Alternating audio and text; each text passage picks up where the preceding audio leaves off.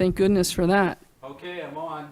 Fantastic. Welcome, everybody. Today is Wednesday, March 26th, 2025. Welcome to the Beverly School Committee's standing meeting on finance and facilities. We are meeting in a hybrid remote model, although no one is attending hybridly at this moment in time, but you just never know. So if somebody wants to jump on the Zoom, they can. BevCam is streaming and broadcasting our meeting tonight on Channel 6 and HD 1073. Thank you, BevCam, and Kim in the booth in particular. Beginning in 2021 with the acts of 2021 and several times extended, our local government and boards were granted the provision to, amongst other things, hold meetings remotely by suspending the need for a quorum and the chair to be physically present. And we were asked to use technology to allow safe public access to our meetings.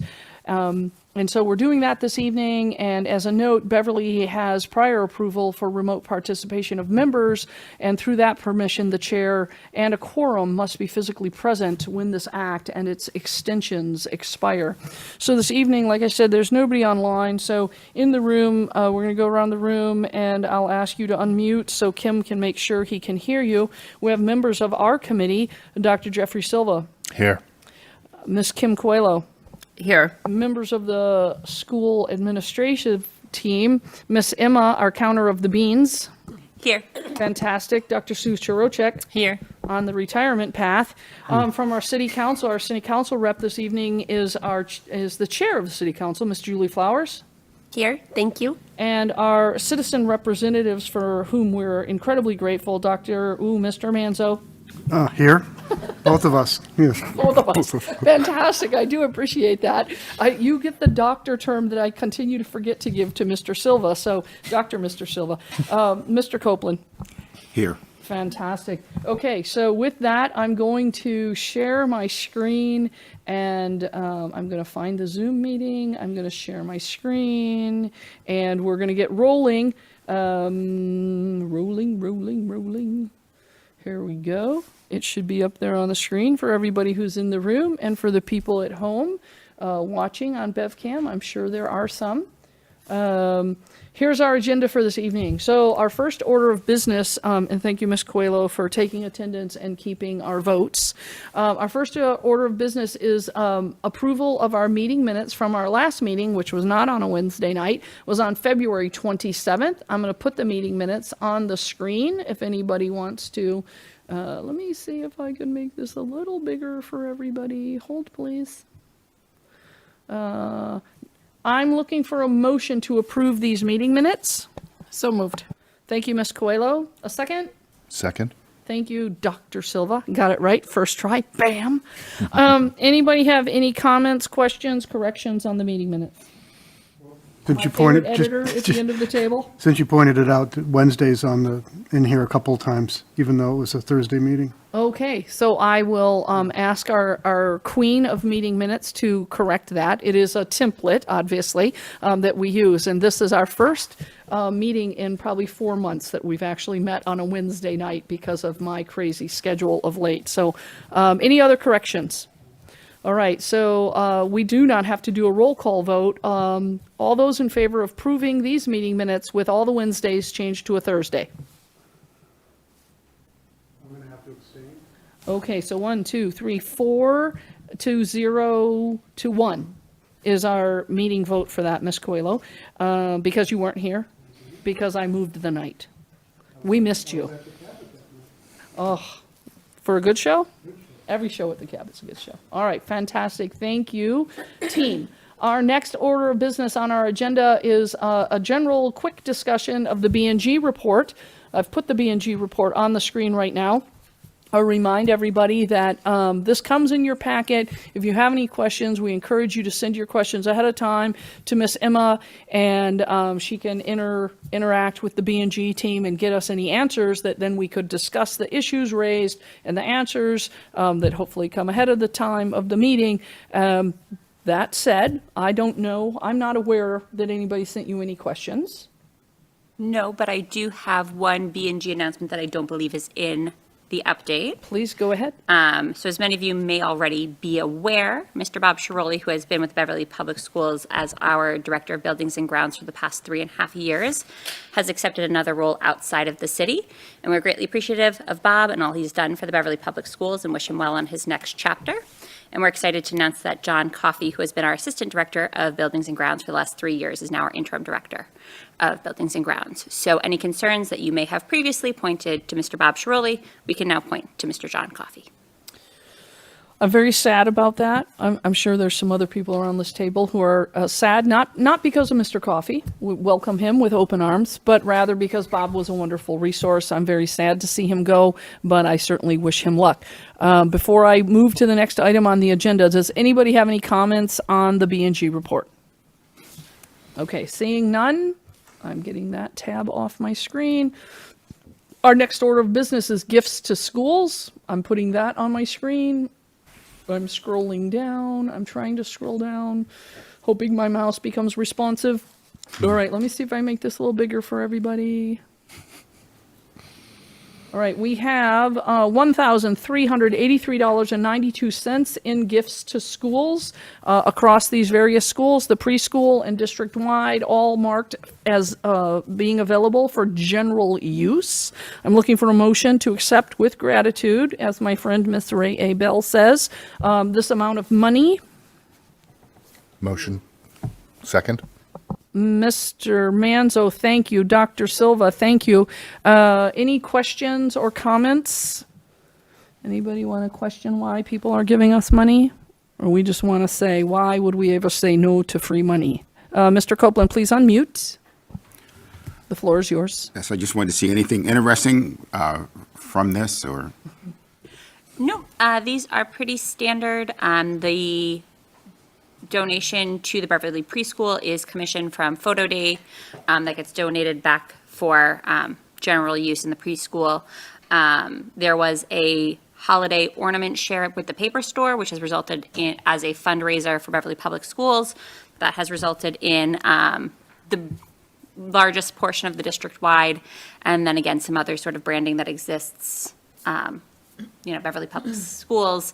That's what the other one is. So nothing too interesting, but always. The paper store one was fun, though. The paper store one was Looked fun. like their ornaments there, so. No, that's nice, very thank cool. you. Yeah, that's cool. All right, so there's a motion on the table with a second. All those in favor of accepting? Fantastic. 5-0, Ms. Coelho. Thanks again for taking our meeting minutes this evening. The next item is a series of budget transfers. So the first transfer, I think I opened them in numerical order. So 953. Is that our lowest number, Ms. Puglisi? Look at that. I said your last name once. That's all you get. You are getting Miss Emma the rest of the meeting. Very All fair. right. So I have that transfer on my screen. It was in your packet. A lot of lines in this transfer. So how about before I take questions, Ms. Puglisi, would you like to, I broke my own rule, to use your name twice, talk to this one and then see if anybody has any questions about it? Absolutely. So, as you may or may not be aware, on March 17th, the district, in conjunction with the city, went before City Council to request a free cash transfer to support costs that were associated with the teacher strike in the fall. And these were not contract costs, these were costs for other things. So police detail fees, legal fees, costs for other salaries. And so City Council voted to approve that free cash transfer. And then this is the allocation of those funds, or a large chunk of those funds, into the lines where those expenses were recorded. A portion of the funds is still in the line where they were deposited, which is called strike costs, only for the purpose of ease in reporting at the end of the year. When we report to the state on our end of year report, we have to report by function. So items that would not otherwise be reported in another category, like police details associated with a strike, are remaining in that line, and you'll see it as when we look at our expense report, you'll see that one broken out there. Whereas custodial overtime or associated costs, those have a place where they would usually sit on our GL, and so the budget funds were transferred to those corresponding lines where those payrolls would have hit or will hit. All right, so I'm looking for a motion to approve this particular budget transfer. So moved. Thank you, Ms. Coelho. A second? Thank you, Mr. Copeland. Any questions for Ms. Puglisi on this particular transfer? Yes, Dr. Silva.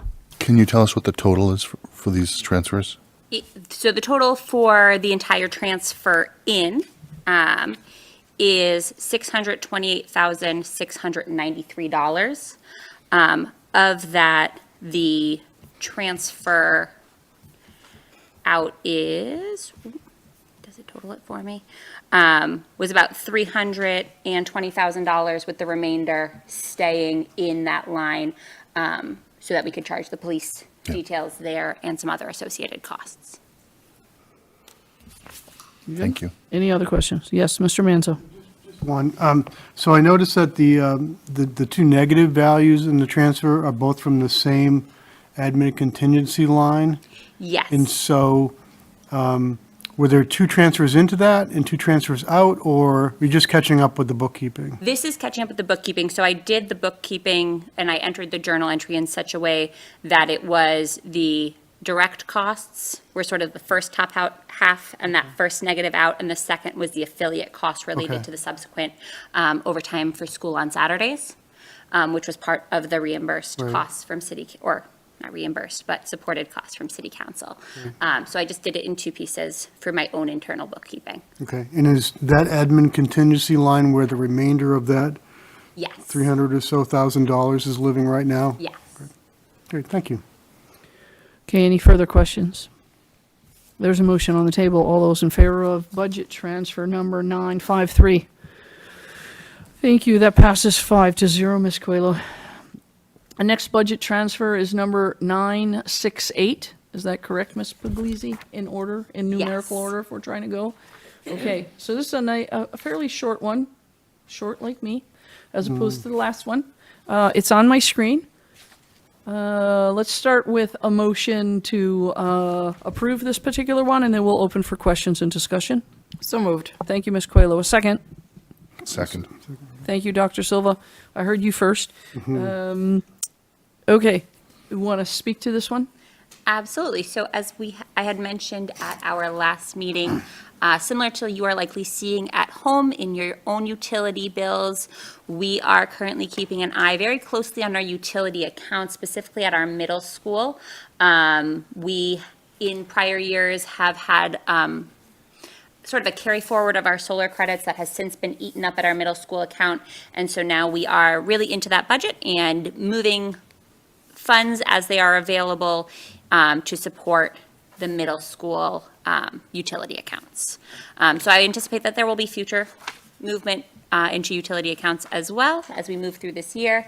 As you likely recall from some of our preliminary budget discussions for next year, there is an anticipated increase that we would like to make to our utility lines sort of as we reconcile and project from where we are today, year out through the end of this year. So I anticipate more, but that's what this is sort of the moving of the utility money. And before we move off of, before I ask for questions, can you please tell everybody, remind me and tell everybody else what we agreed upon for bringing forward a presentation on how the utility credits work, the solar credits? Yes. Next month? June. We had planned to invite Mr. Bryant Ailes from the city side, who is the finance director and is deeply involved in the solar credit process, to our June meeting as to sort of shed more light on those. So we understand Yes. both what were kind of shared. I think, Dr. Silva, you've asked questions about this before. How come we don't see a one-to-one, income off of, for instance, the solar parking panel that's back there or the one that's at the high school? So we are going to have that conversation in June. Or even a reduction. Why are we putting more money into electrical when we have all these programs? So we'll see. We'll see what we can accomplish for what we can bring forward on, in June on that topic. All right, but that is not the point here. The point here is budget transfer number 968. Oh, sorry. I just, a follow-up.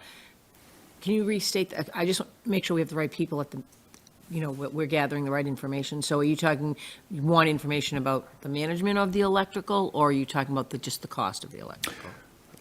I think I kind of sensed a both. different question It's there. both. So- I mean, So I it's- think, I'm just thinking in my head, I Yeah. want to make sure we may have people in the room that can answer the questions that you have. Yeah. So thank you for that clarification. Yeah. Yeah, sorry. And I think part of the quote-unquote problem is we added electrical to school grounds, and it will, from a simple logic point of view, it seems like we should see a decrease in our bills based on the fact that our buildings are the buildings that added more solar panels. But it's not that clean and cut, right? Correct. All of our credits go into a pool, we all go swimming in the pool, we get to pull a certain amount out. So I think that explanation of how does the pool work is like the first layer of our onion. Yeah. And then we can, peel the onion some more and talk about what is being generated and should the pie be split differently. Maybe that's part of the conversation. Okay, but back to budget transfer number 968. There's a motion on the table. Any questions now that we've talked all about solar? All right, all those in favor? 5-0, Ms. Coelho, thank you very much. Okay, our next budget transfer is number 998. Also was in your packet, and for the people at home, I'll try to make it a little bigger on the screen. This is the grand. Whoa, maybe I made it too big. Okay, let's begin with a motion so that we can begin the conversation. Looking for a motion to approve this budget transfer number 998. So moved. Second. Thank you, Ms. Coelho. Thank you, Mr. Manzo. You can start. How about you start? All right, so I believe a few meetings back, we had talked, we had students from our After Dark program come and speak to this group. In that meeting, we had discussed that there had been some initial stage grant funding available that was really implementation money meant for the first and possibly the second year of implementation. We had received word this week or last week that we had not received second year funding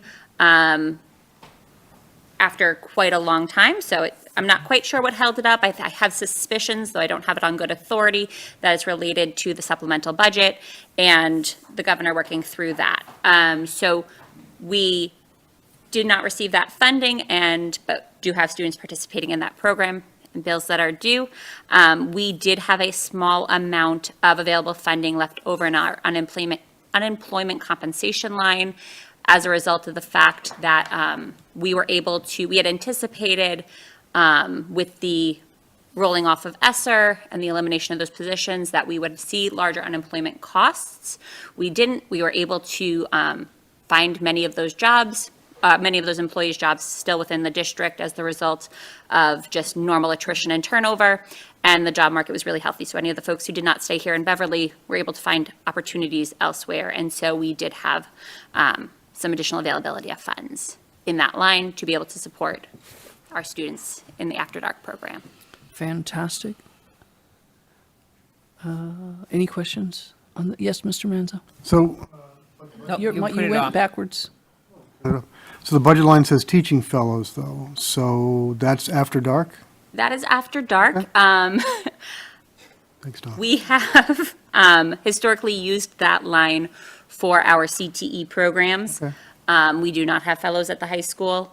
And there are a few lines that could probably use some naming updates in our general ledger. So, yes.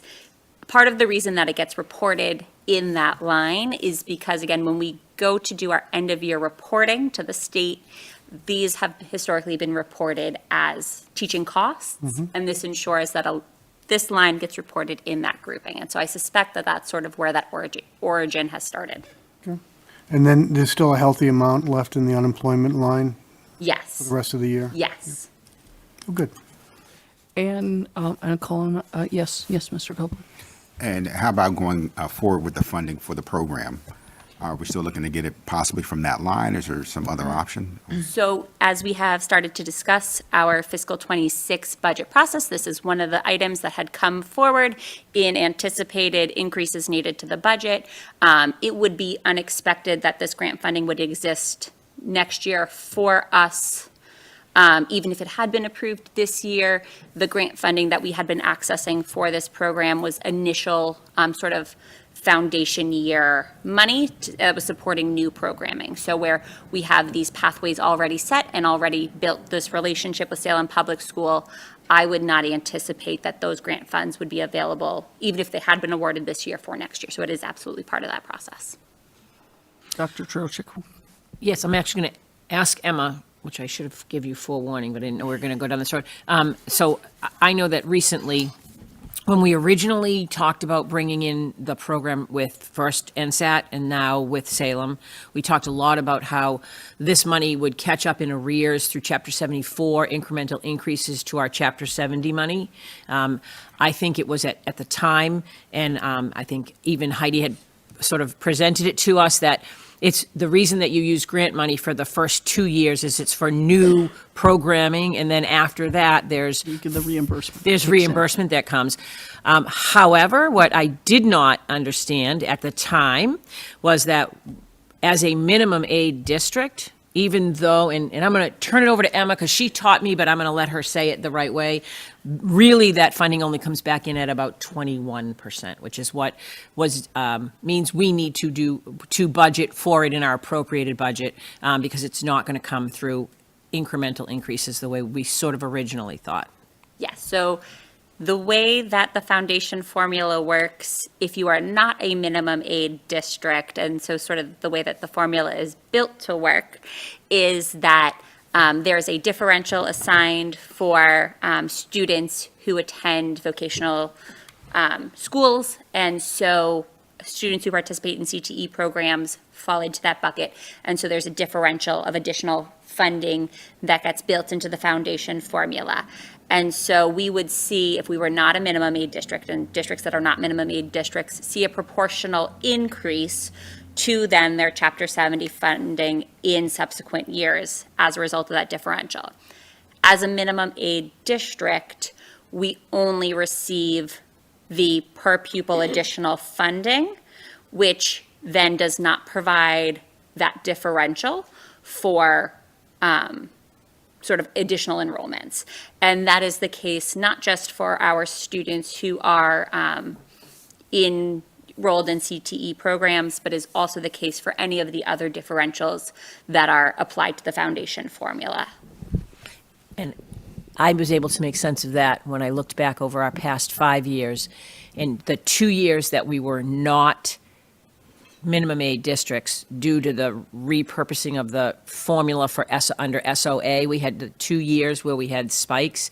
When you look at our incremental increases, we were receiving incremental increases at that rate for all of our categories that they apply incremental increases to. But as a minimum aid district, we don't get that. And so I only particularly wanted to bring it forward. There's been an awful lot of talk around the Chapter 70 funding. I know that you've either been hearing or knowing about requests for advocacy among legislators to say that there are 232 districts across Massachusetts who are minimum aid districts for whom the Chapter 70 formula, the way that it's currently being applied, isn't really bringing in any new money to the municipality. And so therefore, not only are we not getting new money there, it's increasing the strain on the municipal budget because the money has to come from somewhere. And quite frankly, after the presentation that we had from our After Dark students, we certainly know the value of the program and the value that it has. And I honestly look at both the Essex Tech and the program that we have with Salem as part of our educational ecosystem in Beverly. It's part of what we want to be able to offer our students. But yet that funding formula really is not working in our favor in order to fund that. And it's just yet another burden that's falling on the appropriated budget for the school district that's not reimbursed anywhere but local funds. So I think it's important that we keep pointing out places where these conversations around minimum aid districts and local funding and funding from, that we're receiving is just part of the conversation, so people are aware. So that's one of the reasons why I wanted to kind of, it's in the broad spectrum of all the things that we're going to be talking about over the course of this budget season. It's an important factor. All right, I'm looking around the room before I call on myself. All right, so two things. Heidi, right? We speak of Heidi, but Yes, for sorry. people for people who don't know, Heidi is the first name of the superintendent of the school formerly known, if you're old enough, the Aggie, or which is now named NSAT. And Dr. Chirocek specifically looked at Mr. Manzo when she mentioned that, because Mr. Manzo is the City of Beverly's representative on the school committee to NSAT. So there's, in case anybody was a little lost by that little sub conversation. And my question relative to this very specific topic about reimbursement or the differentials, is it easy to compute and or to say how far are we away from being not a minimum aid community? It is not an easy formula. So it is not an easy formula. There are excellent resources available on the state website around Chapter 70 that I encourage you, if you're interested in, to sort of take a deep dive into. I'd be happy to sort of walk through offline with anybody how those pieces fit together. But the state, in a very, very small nutshell, looks at the funding that it believes should be available based on a number of different outside community factors, and makes an assessment in two different ways. Equalized property values play into that. Yeah. So and it all just sort of comes together, and they then make some assumptions. But again, there's this provision that says there is also minimum aid. And it looks at what it believes our foundation budget should be, what it assesses the community's responsibility per the SOA in that function. And so there's quite a few pieces. So there's a multi-tab workbook that you can follow along one piece at a time, but it is not an easy formula. Right. Was a little bit of a setup, and maybe we want to, I have spoken to this before, especially my current pursuit of a public policy degree, the conflicts in between our federal policy and this particular state policy, but as a ballpark, we're nowhere near it. We're really close, because the 2 years that we got SOA money, something changed. We were close enough that something changed, and we tipped over and we got extra money, right? So I think from just a general understanding, if you were a person sitting at home and you went, well, Dr. Trocek just talked about the fact that 2 years we got extra money. If we're that close, right, to kind of talk about it in those terms, we're nowhere near being that's a horrible English sentence. We're not close to being a non-minimum aid community, right? I mean, just to kind of put that out there. The factors that are involved in it aren't any that we control.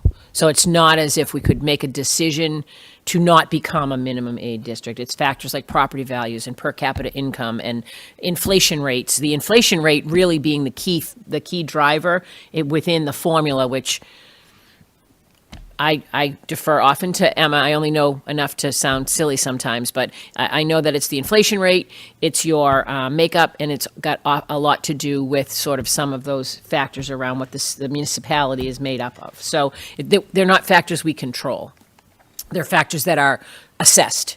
Right. I guess then, for a half a second, and then we'll go back to what we're actually supposed to be voting on, can we speak to why for 2 years did we get extra SOA money? What was the shift those 2 years that was not uncomputable? Largely, it was the inflation rate. I think it was. Yep. And so it was applied, and then it shifted. There's a maximum that it can be used, but it's my understanding that along with perhaps an unemployment rate, perhaps the number of economically disadvantaged folks that were in our community at the time, if you remember, it was We changed the pandemic and computation. post-pandemic, and We so didn't. That's various folks may have qualified that were only out of work because of the pandemic, and so there are a number of things that could have, but we were not alone. So there was a slide of communities. 232 went down to 148, back up to 232. So that's a very complicated formula to kind of tease out exactly what it was. Okay. Good question, though. Dr. Silva, did you have a question? So, do you think that this will lead to fewer students going to, That's not our intent. So our intent is to run the program just like it is, but to find Find funds to pay mechanisms for it. to resource it so that they can. It's a really valuable Yes. opportunity that we have for our students. Again, we made a decision as a district years ago. I don't think any of us were here to become part of the Essex Tech community, and we disbanded all of the CTE programs that we had within our district. So that decision we made was that we were going to utilize programs that would be available to us, like Essex Tech as part of their consortium. And now we've, in the last 3 or 4 years, been able to kind of create this opportunity for the After Dark, which I know is a silly name for things sometimes, but basically it's a 50% enrollment in Beverly High School, and 50% of your time is spent, and you have the ability to earn some of that. So I would not suggest that we're putting any changes to the programs as they exist. We've already encouraged students to apply. We're holding interviews for kids to go next year. It's just going to be incumbent on us to find the funding. and so the way the formula is written, it's more likely that other communities that are, that qualify would get fully reimbursed to put students into the program.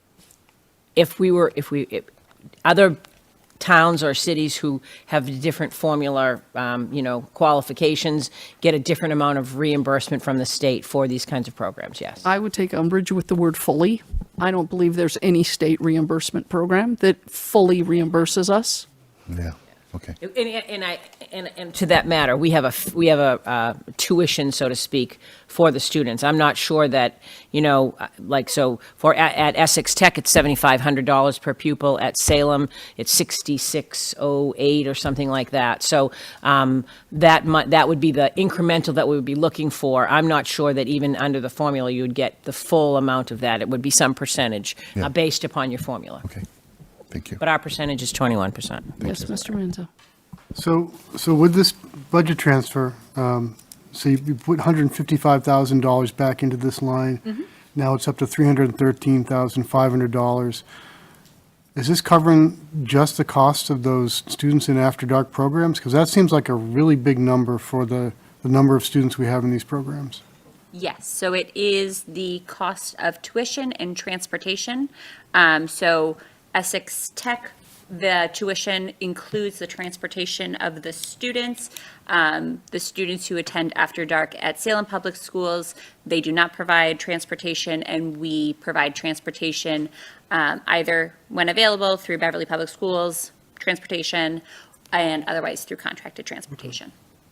So that in building the budget for next year, you expect to then have a pot of around $300,000 Yes. for these students, these student Yes. programs? Yep, and it is just nearly about a 50-50 split between the cost for the students who attend at Essex Tech and the cost of the students who attend at Salem Public School.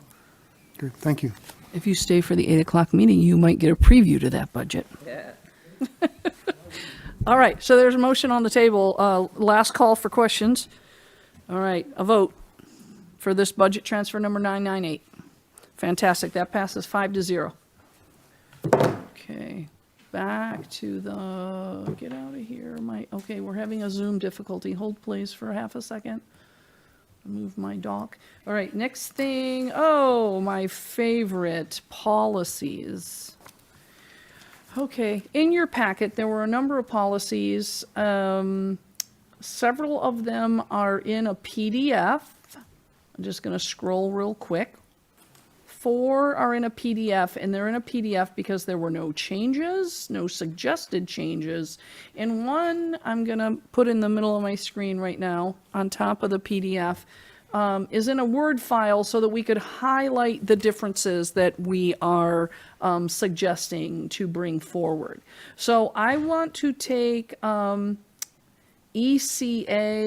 and EC, let's take them like as a differential, the ones that have differences versus the ones that don't. Okay, so let's start with EC, Buildings and Grounds Management. You can see on your screen the suggestions to, well, let me try and make it a little bigger, hold on. The education of children, and then the pronoun changes. We've been working our way through pronoun changes in our policies, as well as caregiver instead of, am I missing, did I mess up, Ms. Coelho, on getting the meeting minutes?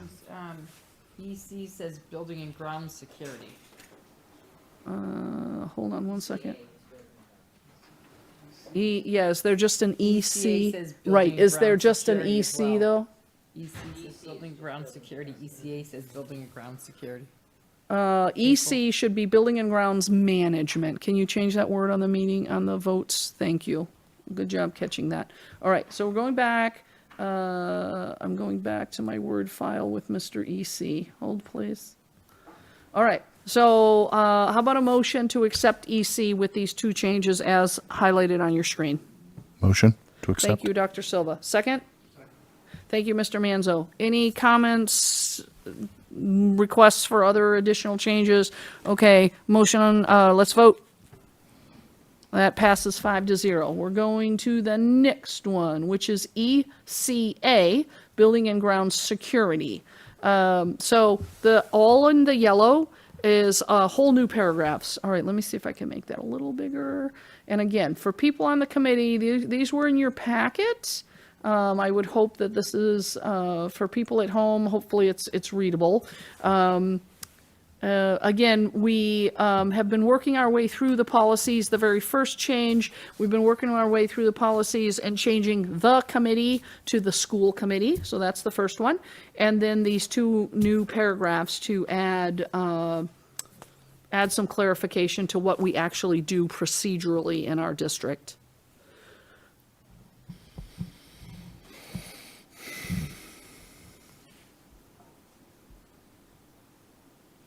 Okay, reading time is over.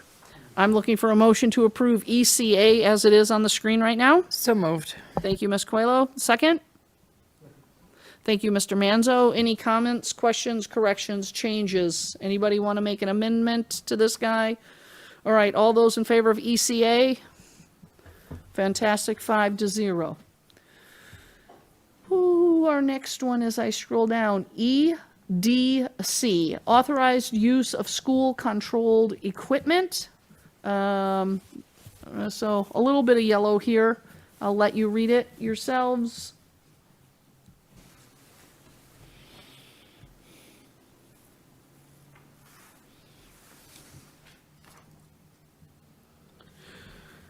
Okay, so I believe in the first paragraph, it used to just say school equipment or school-issued equipment. We're changing that and trying to be very specific about what kind of equipment this particular policy applies to.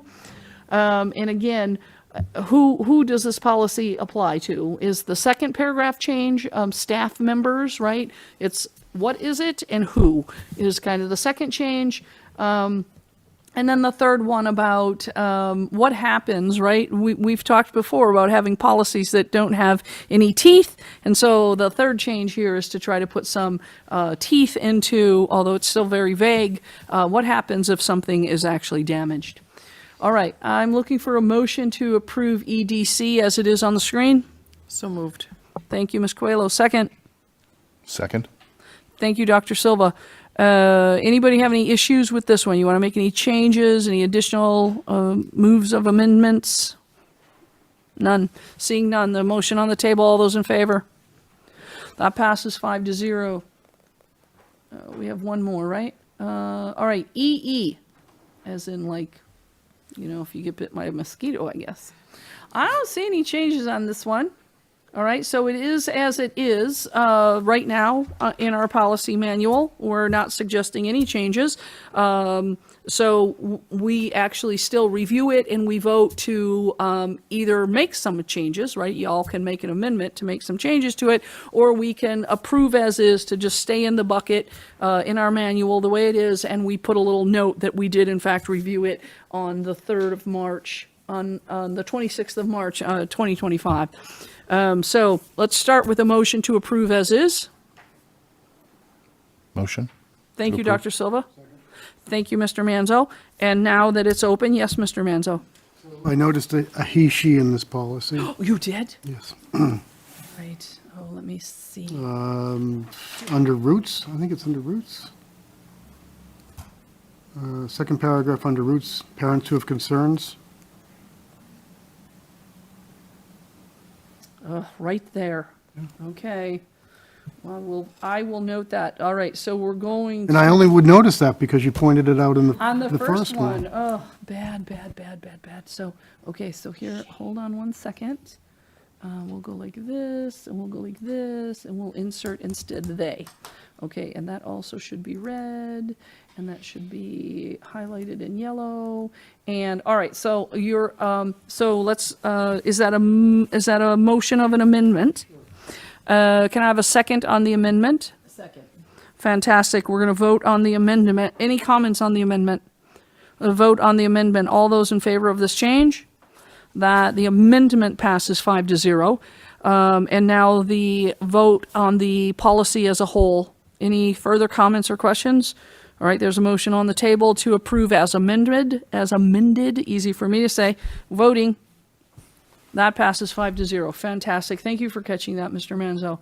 And Ms. Coelho, will you just like put a big star there that I have to send Donna the updated file?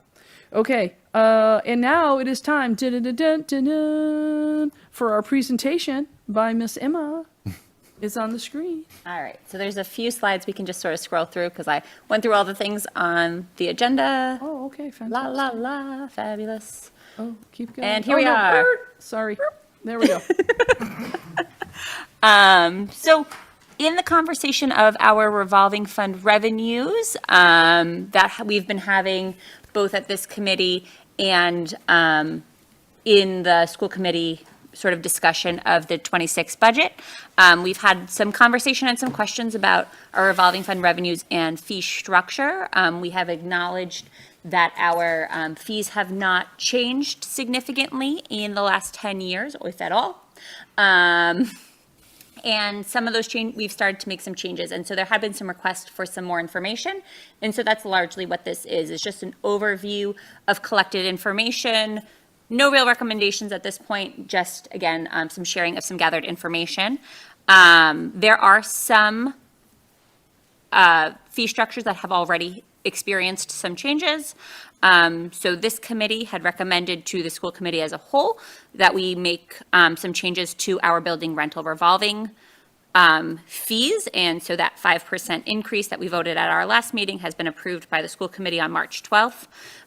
We had previously discussed that our international student tuition, which is referred to as SEVIS, we increased that rate back in February to match our FY24 per pupil expenditure costs.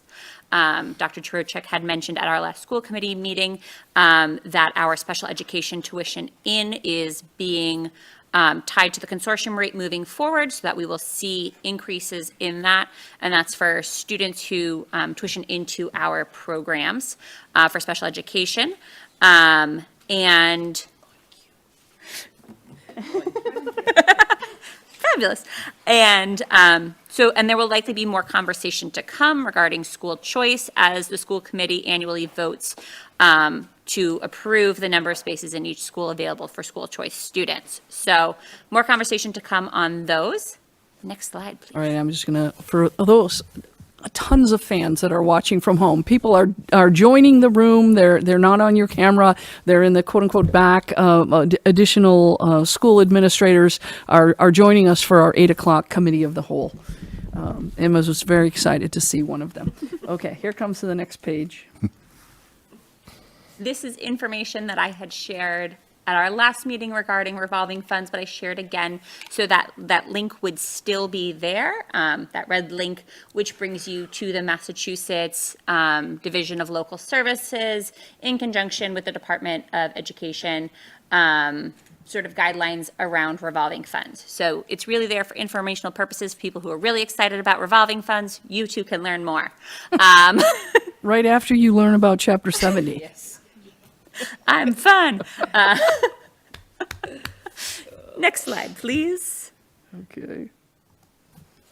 And so our, of the fees that I really sort of dove into, I had reached out to a number of our neighboring communities to understand where their fees were set at for the few fees that we do charge. In my research and conversation, I will say that we are in good company, that a number of districts have not revisited their fee structure in a few years. And we have, but we do have some information outlined here. You will notice that for the regional schools, they do not charge a fee statutorily. They are not allowed to. They're responsible and mandated for transporting all of their students. Next slide. Crazy price differential on this particular slide. Yes, there is quite a vast majority.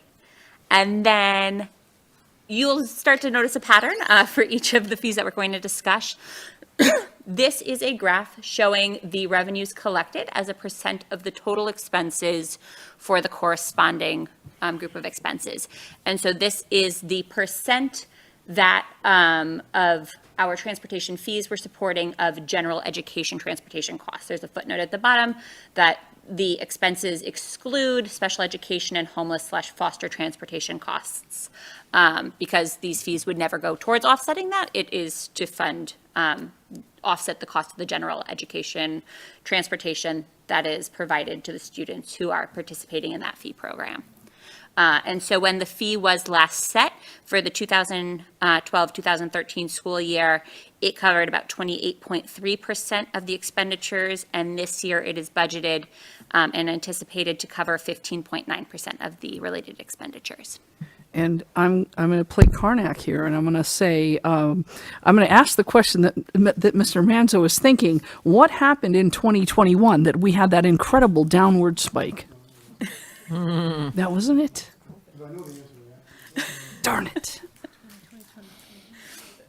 I was not here, but that was during COVID, and so I'm going to go ahead and imagine that the district either did not charge fees or did not offer additional transportation services to students not mandated.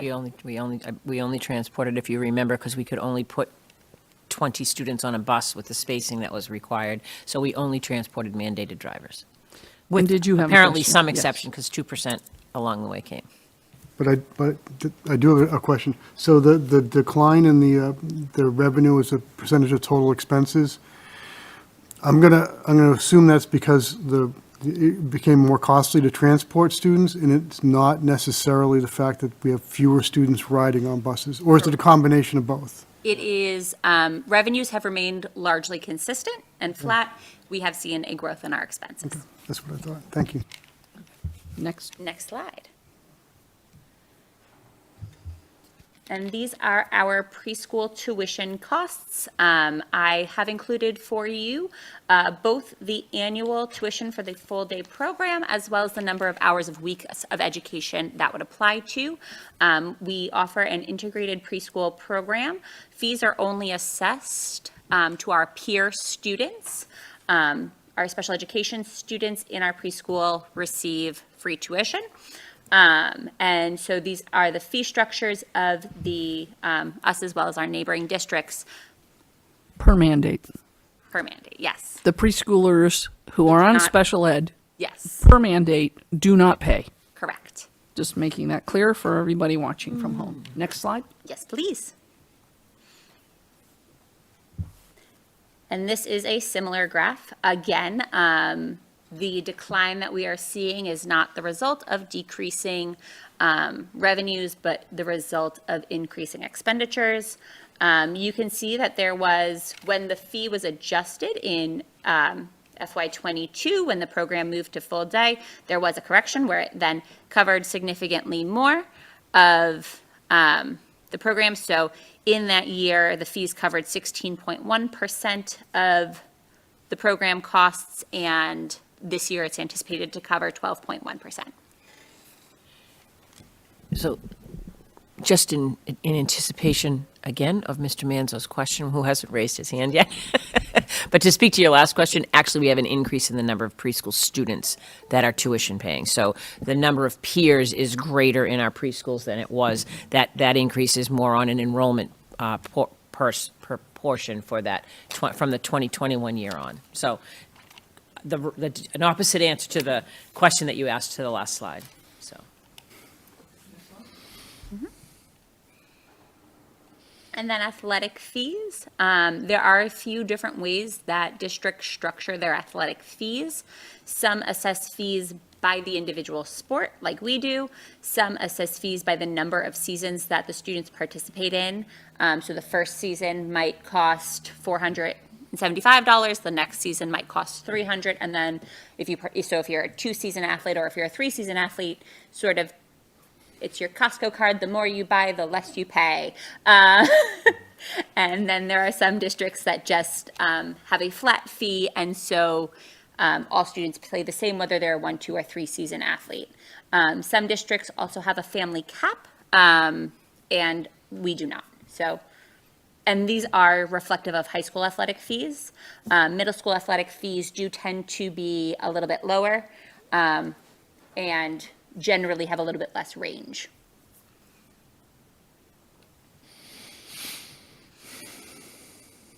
And a similar slide just to show sort of that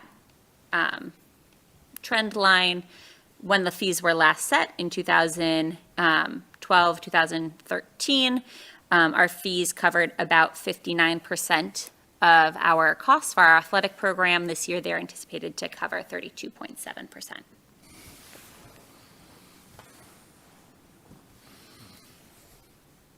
And then just because there will be more school choice conversation coming, I included a slide just to show how our revenues have evolved over time. Revenues can be driven by a few different things, right? So part of it is the number of students. We do get a $5,000 annual tuition. That tuition does get prorated if a student moves into Beverly. During the school year, they're no longer considered a school choice student, and so we stop receiving school choice tuition for them mid-year, and it gets prorated based on the time that they lived outside of the district. So if they move into or out of the district in a year, we get prorated enrollment. Additionally, additional revenues are also collected for special education services that are provided and then billed back to the student's home district. And that is based on reimbursement rates that are set by the state, similar to a circuit breaker program, not necessarily the cost that it costs the district to provide those services. My question for you on this fund, rude of me to call on myself first before asking anybody else if you have any questions, but oh well. This is only choice in, this is not choice out. Correct. However, do you have a choice out? I do slide? not have a choice out slide. Okay, so we are having way more choosing in than choosing out. At some point in time, we tipped. We used to have more leaving than coming. Do you remember the year at Yes. which we tipped? 2017, maybe? It might have been 2014. 2014? Okay, and regardless, what we don't see the out on our budget because Correct. the city side of the budget pays the out fees, but we do see this money in our budget. Correct. And it's all corrected in the end of year report. So that money that the city pays out gets reported as a school cost in the end of year report. It just comes from a different pool of money. So Okay. it doesn't come out of that $76 million or whatever our budget number is right now. Okay, next slide. Next slide. Oh, I'm looking around the room just in case anybody else wanted to ask a question. Sorry. Okay. And then I just wanted to share with you some of the other fees that in my research, I had noticed that other districts were charging, just as a point of conversation, because we did say in our last school committee meeting that we were going to understand what other revenue options might be. Jean's watching from home and having a little heart attack at this third bullet. Yes, Right, Mr. Renzo? when Emma put it on there, I said, "Oh, you wait and see." And I said, I am simply sharing the information that I learned, and I trust the history is there. See, I and wasn't whatever wrong. it will do, will do. You were not wrong. And just did want to share that these are some of the other fees that have either historically been collected by Beverly Public Schools and or our neighboring districts, historically or currently collecting them. Elementary musical instrumental music fees, non-athletic user fees, so that would be students who participate in non-athletic after-school activities, clubs, parking fees at the high school, but we can cross that one out and we will initial Strike Jean through on that Sherburne one. right next to it. As well as technology fees, insurance for Chromebooks or things like that were some of the fees that were sort of showed up along the way. And then with Dr. Trochek's conversation that parking fees were going to go nowhere fast. They will stay parked right there in the parking lot. We did, however, historically have elementary musical instrumental music fees. And so I did just want to bring forward what that had looked like in that time as a point of consideration. Next slide. Next slide.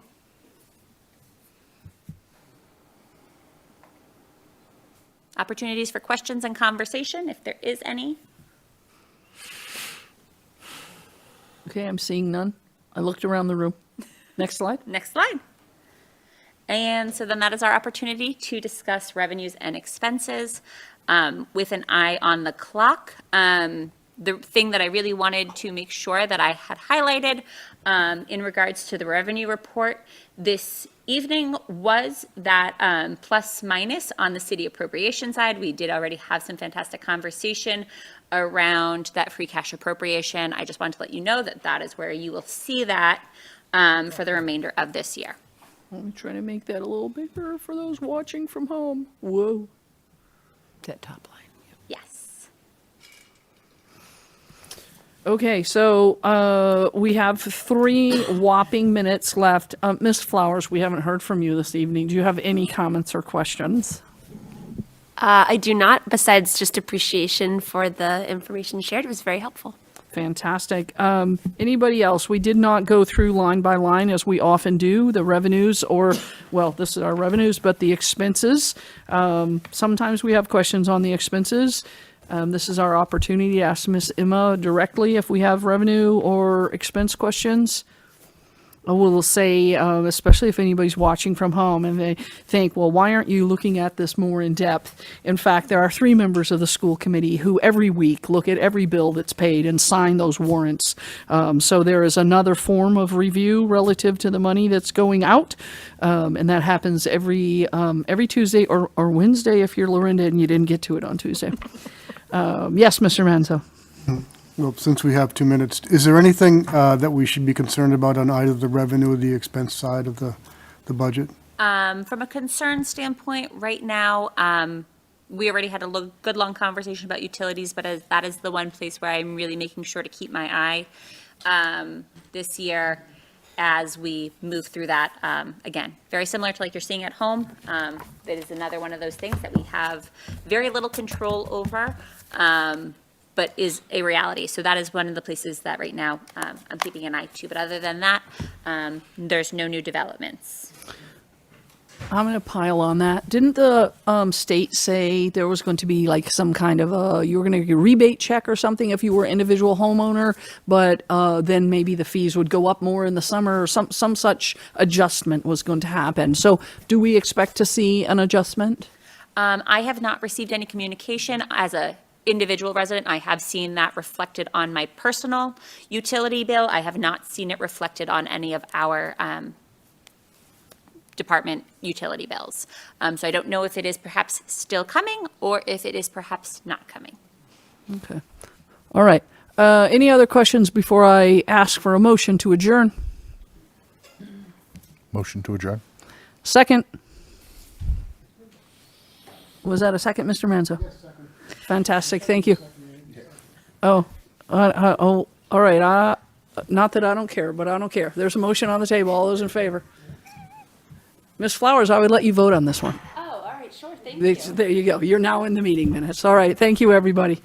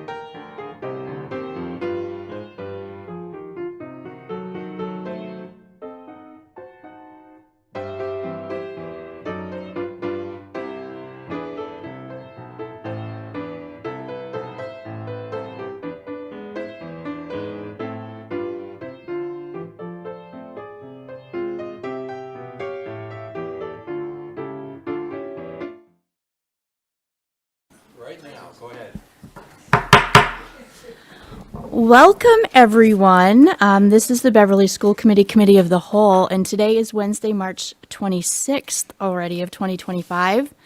We are meeting using the hybrid platform for some remote participation, but the main public access is provided by our friends at BevCam, who are broadcasting us on their channel 6 and their high definition channel 1073. They're also streaming us on their YouTube channel, which will serve as the recording for our meeting records going forward as well. I just want to mention that beginning in June of 2021 with the Chapter 20 Acts of 2021, which were twice extended, further extended, and I believe extended another 2 years, but I'm going to get the facts checked on that. We are allowed to hold meetings remotely by suspending the need for a quorum in the chair to physically be present. It asks our body to use technical methods to allow for safe public access.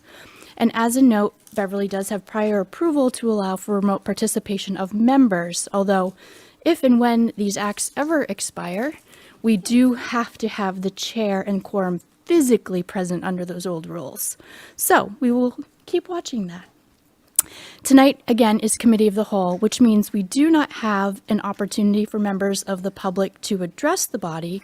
However, the next opportunity will be on April 9th at our regular school committee meeting.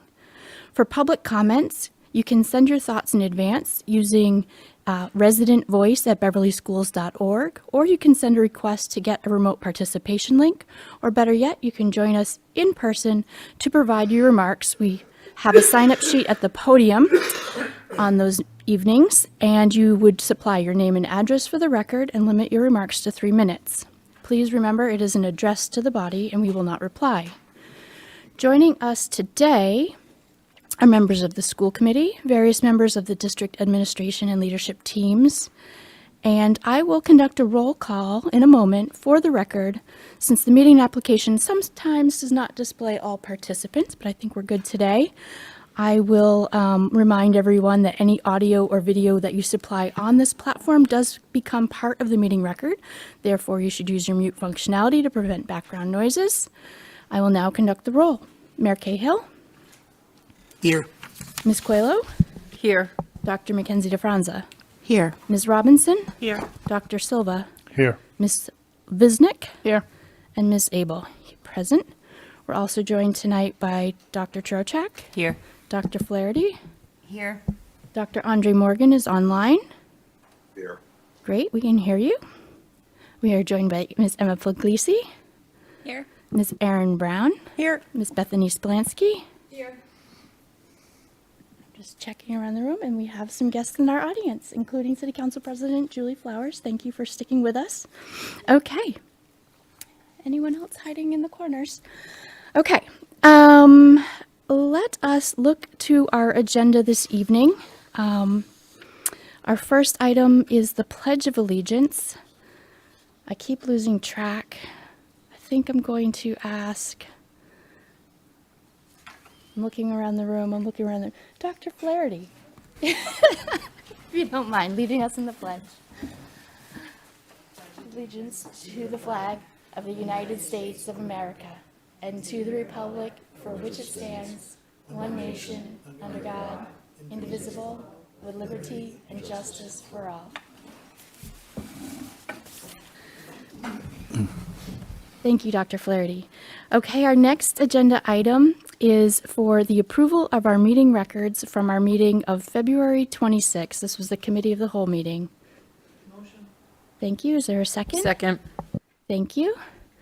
Are there any edits or corrections that need to be made to this meeting record before we post it?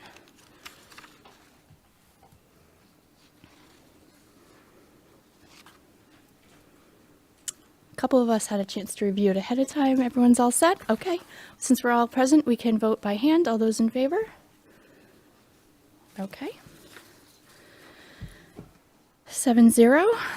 And our next agenda item, we are actually going to table this evening. It was a motion to meet an executive session with a return to open session. And I will save that information for the executive session item number 6 at the end of our agenda. So without further ado, Dr. Churchak. Oh, I have to let you in. There you are. You should be able to present your slides, and we look forward to your budget update. All right, thank you. Let me just.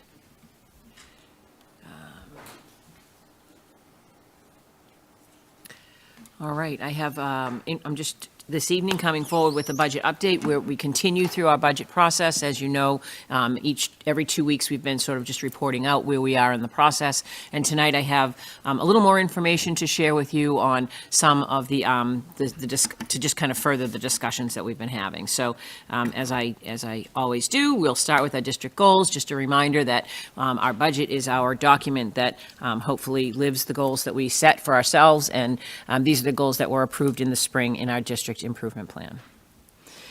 I also continue to remind us that we had priorities going in, and we try to keep these at the top of our mind as we make decisions and move through the budget process. These 2 slides are repeats, though. I wanted to just sort of highlight for everyone that this budget season, there's a lot going on, and Beverly is not the only district that is kind of thinking about and having to make some decisions around what budget season is going to look like. And these are headlines within the last 2 weeks from surrounding communities, just sort of to point out to you that it is getting harder and harder for districts to budget for school expenses and for school purposes. I think largely I would like to just, we talked in financial forecast, finance and facilities earlier, a little bit about the challenges that we face in the funding and the way that it comes to the cities, looking to support some of the legislative advocacy that's out there, hoping that legislator will be taking a look at that Chapter 70 funding and taking a look at how monies are allocated, because what is happening is districts like ours, which is one of the minimum aid districts in the Commonwealth, really are getting less and less in money from outside sources, which is causing us to rely more heavily every year on the municipal local funding that we have. And so I think it's just important to point out that this is not a Beverly specific scenario where the expenses are rising and budgets are getting harder and harder to look at, but that there are a lot of surrounding towns. Some of them are neighbors, some of them a little further away, but all really looking at really large increases that they're forced to try to figure out how to fund and how to make sure that they're continuing to provide that high quality education for their students. So these are just some headlines. And did you have a question?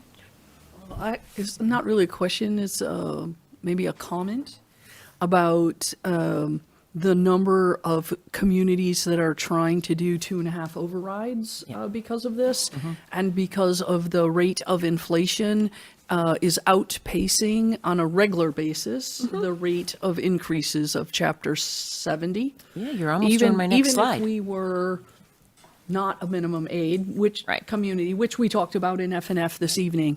So we have no control, right? So for people who didn't enjoy our incredible F&F meeting, we do not have control over whether we're a minimum aid community or not.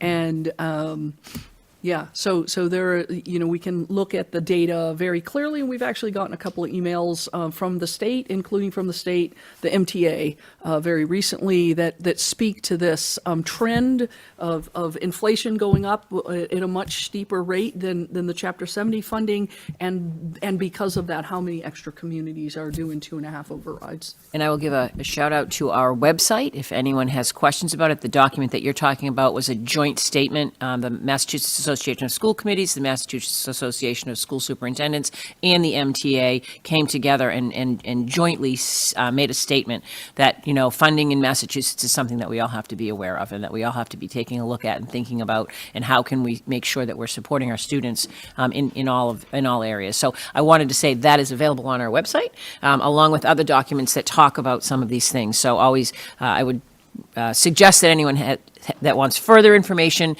we've worked really hard to keep our website up to date and have lots of information for all of you to look for. And it includes some of those documents, joint statements that have been made, many links to sites within either the DESE website or other places that can give you some more information if you're interested in learning more about the budget process. So thank you for that. I should have mentioned that. So I want to pile on one more thing, which is that our last F&F meeting, so a month ago, Ms. Puglisi presented for us how much money we get from outside grant sources, including federal grant sources.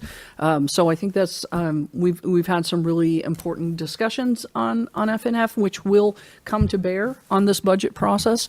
And not very many people come to FNF, and I don't think they watch from home. But all of our resources are also available.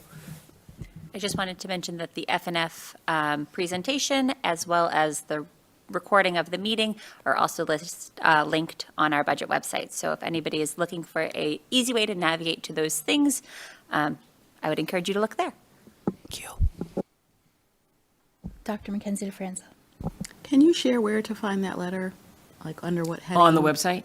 I'm looking, I don't Or if you see it. scroll, I think it's at the bottom, it says more resources, and then it says United We, it begins with the United We. In that banner, there's the FY26. Yes, so from the I Beverly see. Public So it's under Schools- the budget page? Yes, it's on the budget Okay, I just want to page. make sure if someone's Yes, looking, thank you, including yeah. me, they know where to go. So under And the budget. there's two items linked there under a section towards the bottom of the page called Budget Context from Statewide Organizations. It includes a joint statement from MASS, MASC, and MASBO, as well as that United for Our Future Coalition, which includes the MTA and some other organizations across the state as well. That's really helpful, thank you. That's your group. All right. Well, you moved into a few of the drivers, but I did want to take an opportunity just sort of to talk about what some of these budget pressures are that we have been talking about. And these are more generic across the Commonwealth, but some of the financial challenges that we're all facing, that as we continue to try to work to provide that high-quality education while we're managing rising costs. So some of the key budget pressures for all of us are inflation impact, as Ms. Visnick started to say. The costs of goods and services and operational expenses continue to rise. That's placing a strain on school budgets. We have increased wages and benefits. As I stated in the last couple of presentations, we're fortunate that we know what our wages and benefits are. We know we've got our contracts resolved, and so we know what those increases are. And for many districts, they're in the midst of those negotiations, and so they're also trying to balance what will those wages and increases look like. For us, we have at least fixed numbers that we know what we're dealing with. The rising special education costs, again, it's the demand for placements, but also the increase to the placements that already exist. And so those increases that come up, as well as the rising cost of transportation for out-of-district placements. I mean, then just in general, like all of us are facing, expenses that are growing at a faster rate than our revenues. The state funding has increased in recent years, but it hasn't been enough to cover the costs. Local revenues, like Beverly, we depend mostly on our residential taxes, which can only rise 2.5% without an override. As a point of reference, Beverly is one of 232 minimum aid districts. I've said that a lot tonight, but I think it's really important to understand. And what right now, according to the governor's proposed budget that's out, and that budget will be revisited by the House Ways and Means and by the Senate, but currently we sit at an increase of $75 per student. So just kind of like an overview as we navigate sort of our budget and we think about these challenges, we will be remaining committed to a fiscal responsibility, but ensuring that all of our students receive the education that they deserve. So this was sort of a start, and so what will we be doing in Beverly? Like, where are we going to look and how are we going to manage some of the decisions that we have to make going forward? And so to address these rising costs, we're implementing a strategic, multifaceted approach. I will go more in depth to each one of these bullets, but just an overview. We'll be looking at enrollment adjustments. That's nothing new. We do that every single year. That's the looking at staffing and resources within the enrollment trends that we have. I've said often, we have very steady enrollment as a district, but we have variable enrollment trends within our pre-K to 12 student body. So we have some cohorts that are upwards of, by cohort, I mean a grade level, that's upwards of 378 students, and then others that are 270. So that's a really big change from year to year, and so a lot of the enrollment adjustments that we make are shifting resources where the students are going. So if they're leaving the elementary and go to the middle school, we need to make sure that we're looking and providing the resources where students are attending. Looking individually at the building level, making sure that we're looking at student need and school priorities. I talked earlier about that we have buildings, some buildings have large programs in them and others don't. And so what is the resourcing that's needed? It's not pretty much cookie cutter. Our 5 elementary schools are vastly different in the needs that they serve and the student bodies that they have and even the size of the building that they have. So looking more at a zero-based budget option to take a look at providing the right resourcing for each building. Looking at supplemental funding sources, we're going to keep banging the drum on that one. We're actively pursuing grants, but we're also pursuing partnerships and alternative revenue streams so that we can continue to support some of our key initiatives. Looking at district-wide resourcing, we are looking at a comprehensive analysis of our expenditures to identify efficiencies and cost-saving opportunities. We've done, and that's through the building budget, buildings and grounds budgets, all the way to transportation, looking at a number of different places where we can figure out what we can do for those budget at department levels. Looking at social emotional supports, prioritizing student well-being, and we are prioritizing student well-being, but making sure we're maintaining the essential mental health services, but also looking at are those resources in the places they need to be. Dr. McKenzie? Hi there. I just have a quick question, and it's unfortunately it's on a previous bullet point. Okay, that's okay. So same page. Sorry, I just didn't want to Yep. lose that momentum on that first one. I think it came up in a previous meeting that Ms. Visnick had asked about our choice program. What I'm trying to think about is if we have to realign staffing, what then do we do, if at all, about how we manage our choice process? Does there come a point where the enrollment bump does not match the staffing need and therefore whatever funds Yeah, come with the that's a student good- that's a good question, yeah. stop really helping with that increase? Like, how do we know when that's happened? So that wouldn't impact us because of the way that we do choice. So right now, we bring students in and we bring them into empty seats. So that cohort size, that varies. It's not the choice students, literally kindergarten and first grade, when they come in, if they go to an elementary school, they are now part of that elementary school and part of the numbers that we're configuring as we go forward. So if we have a building that is close to some of the target class sizes that we want, we don't put school choice students in those buildings. We put them in places where there are empty seats. When you get to the middle school, we would only put them, we vote every year. I come forward with the numbers. And Donna does a great job compiling all of those. And we look at individual to make sure that there is space and that we're not overcrowding any of our classrooms. What we discussed a couple of weeks ago, you'll hear me come forward again. I think it's an optimum time to revisit whether or not we have an opportunity to expand the number of seats that we offer for choice in areas where we have empty seats, because if we have empty seats, they're not doing us any good. And so we might as well take a look at what that has. So we'll be coming forward in probably a month or so, a couple of weeks, to talk about what that looks like and where we think we might have an opportunity to just look at what is our numbers. We get to vote every year on the number of students that we accept in each grade level. And so by doing that, we're able to kind of manage and control the cohort that we put them in. So, and it doesn't, once they're here, they're Beverly students. We don't revisit that, so. Ms. Robinson? Thank you. Just to piggyback off of that, just to remind me, I know that once they're here, they're Beverly students, but are they guaranteed a spot in the same? Through graduation. Elementary school, though? Like, say, We have never moved a choice, no, so that's an interpretation. I would say yes, I would have to leave that, Yeah. We don't move them. They Okay. become part of that class. Okay, I just wasn't Open sure. enrollment, however, isn't guaranteed every year because open enrollment is within district. And so that, our policy reads that open enrollments are revisited on an annual basis. Again, very rare that we've had to change anybody that had already been there, but the policy allows us to. School choice policy, I don't think says the same thing. Thank you, I just forgot, thanks. I think, but a very valid question builds off of Ms. Robinson's, which is that if I school choiced in and I'm a K to 4 and I'm happy to be here, but I got put at, I'll pick my own school, Centerville, and I really wanted to be at Cove. Could I make that request relative to. Our open enrollment policies allow, if you are a choice student, you may apply for open enrollment. We Fantastic, actually thank just you. had that discussion, so I'm aware of that. So you have that opportunity to apply for open enrollment. But open enrollment is done annually based on sort of the cohort sizes. And then finally, social emotional supports, we'll talk more about that when I get to that slide. And again, attrition management, which is something that we leverage every year, our natural staff turnovers, to make sure that we're realigning positions and doing our very best not to disrupt learning. So these are sort of the strategies that we are working through. Sorry, that's not the right button. So again, these are the 5 areas. I'm just going to walk us through each one.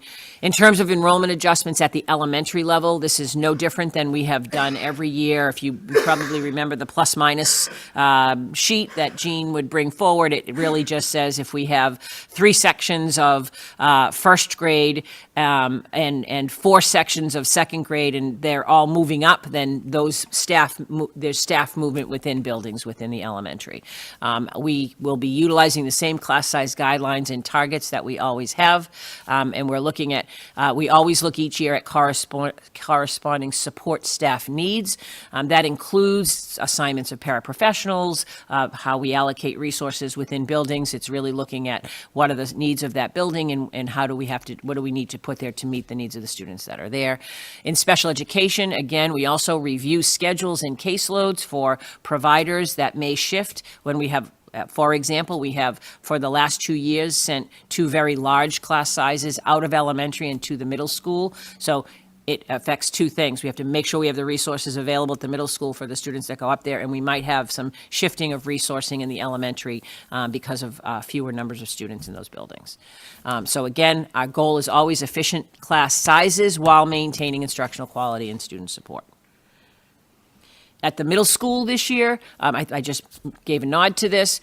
We look at the school-wide enrollment and we look at elective adjustments within the middle school. So our total school enrollment is projected to be 1,443 students at the Beverly Middle School next year. That is the largest middle school in the Commonwealth of Massachusetts. For the grade configuration 5 through 8. We will be making adjustments in teaming within grades 5 and 6. Grade 6, I believe, has 378 students in their group, and grade 5 will have 371. Those are large compared to the typical, where we typically average our class sizes. So we know that, and we'll be making adjustments to the teaming so that we have enough teams in place for the students in grades 5 and 6. We're also looking at sections that would cause an adjustment to sections to maintain appropriate class sizes in both our 3 global apps, as we call them: wellness and physical education, fine and performing arts, and STEM. So we are looking at all of the enrollments and looking at the class sizes and making adjustments to make sure that we have sufficient class sizing supports in place.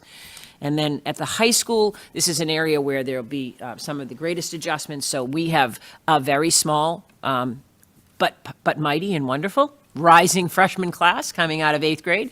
It's anticipated that we'll have 270 students moving into the freshman academy next year.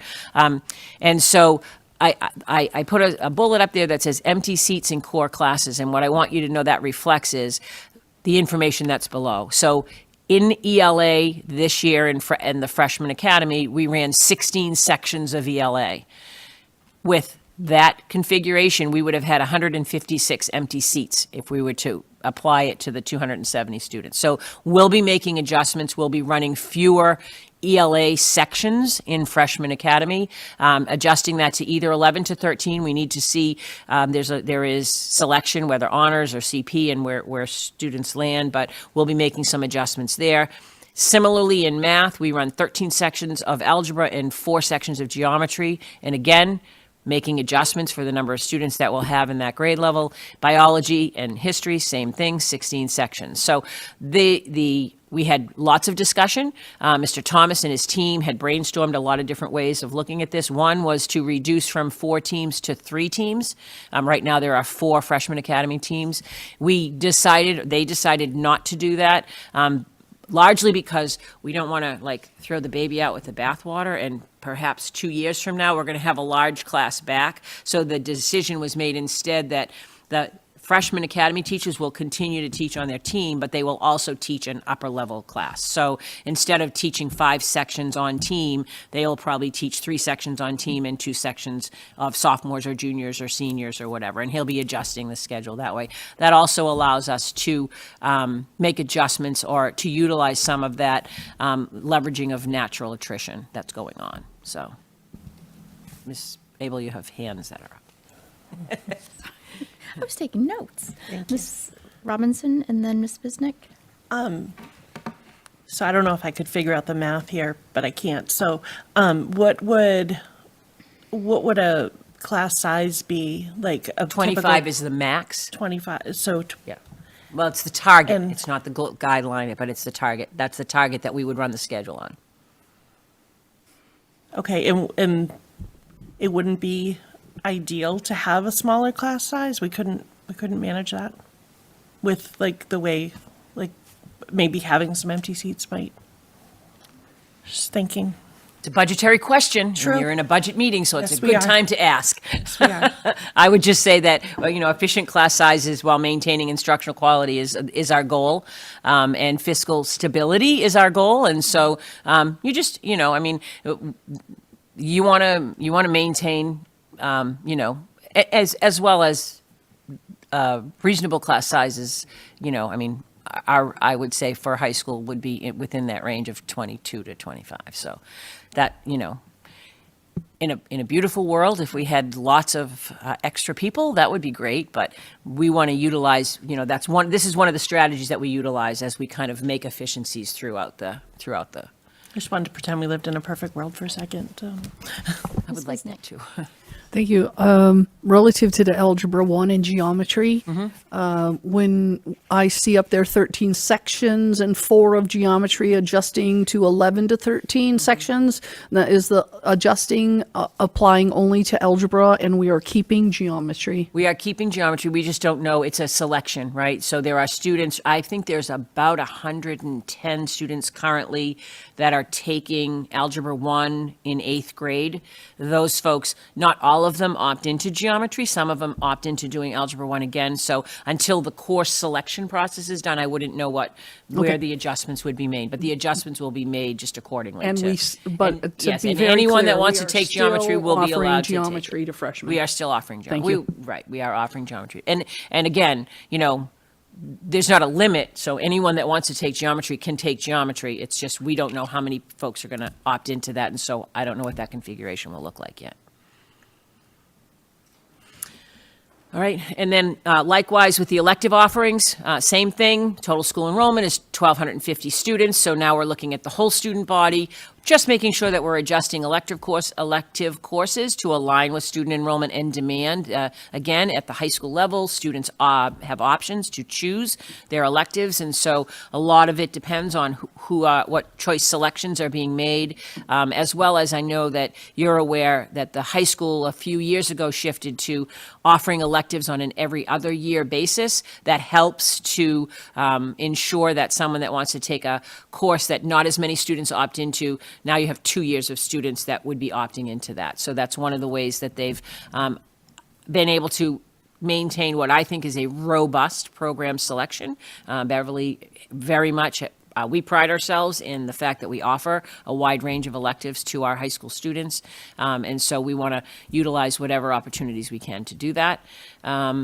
Again, the elective course adjustments across all of the grades will be in wellness, fine arts and performing arts, our CTE, which includes now our innovation pathways. So, thinking about some of those, and then any other additional electives that we have. But again, really our goal is to continue to maintain a diverse range of electives, but ensuring that we have efficient class sizes and resource allocation across all the grade levels. And so evaluating support services and staffing, again, we are committed to making sure that we are providing the supports we need to provide for mental health services, for social emotional supports for students. We have a number of ways that we do that at the high school and at all of our schools. So Beverly BPS Connections, formerly known as City Connect. Sometimes I go back and forth and I forget the names.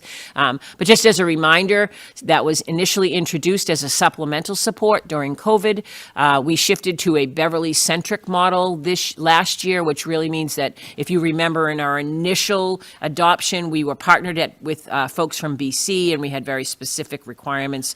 And as we learned the program, this year we had a Beverly-centric model where the folks are the program, which is run by Megan Sudak and her team. They were finding the things that worked well in Beverly and making adjustments to some of the things that happened. And this year, we've really been focusing on assessing the need in each building and at different levels. And so that's one of the support services that we provide. School adjustment counselors are also a service, a group of people that we have, and those right now, as always, school adjustment counselors are based on enrollment and based on staffing and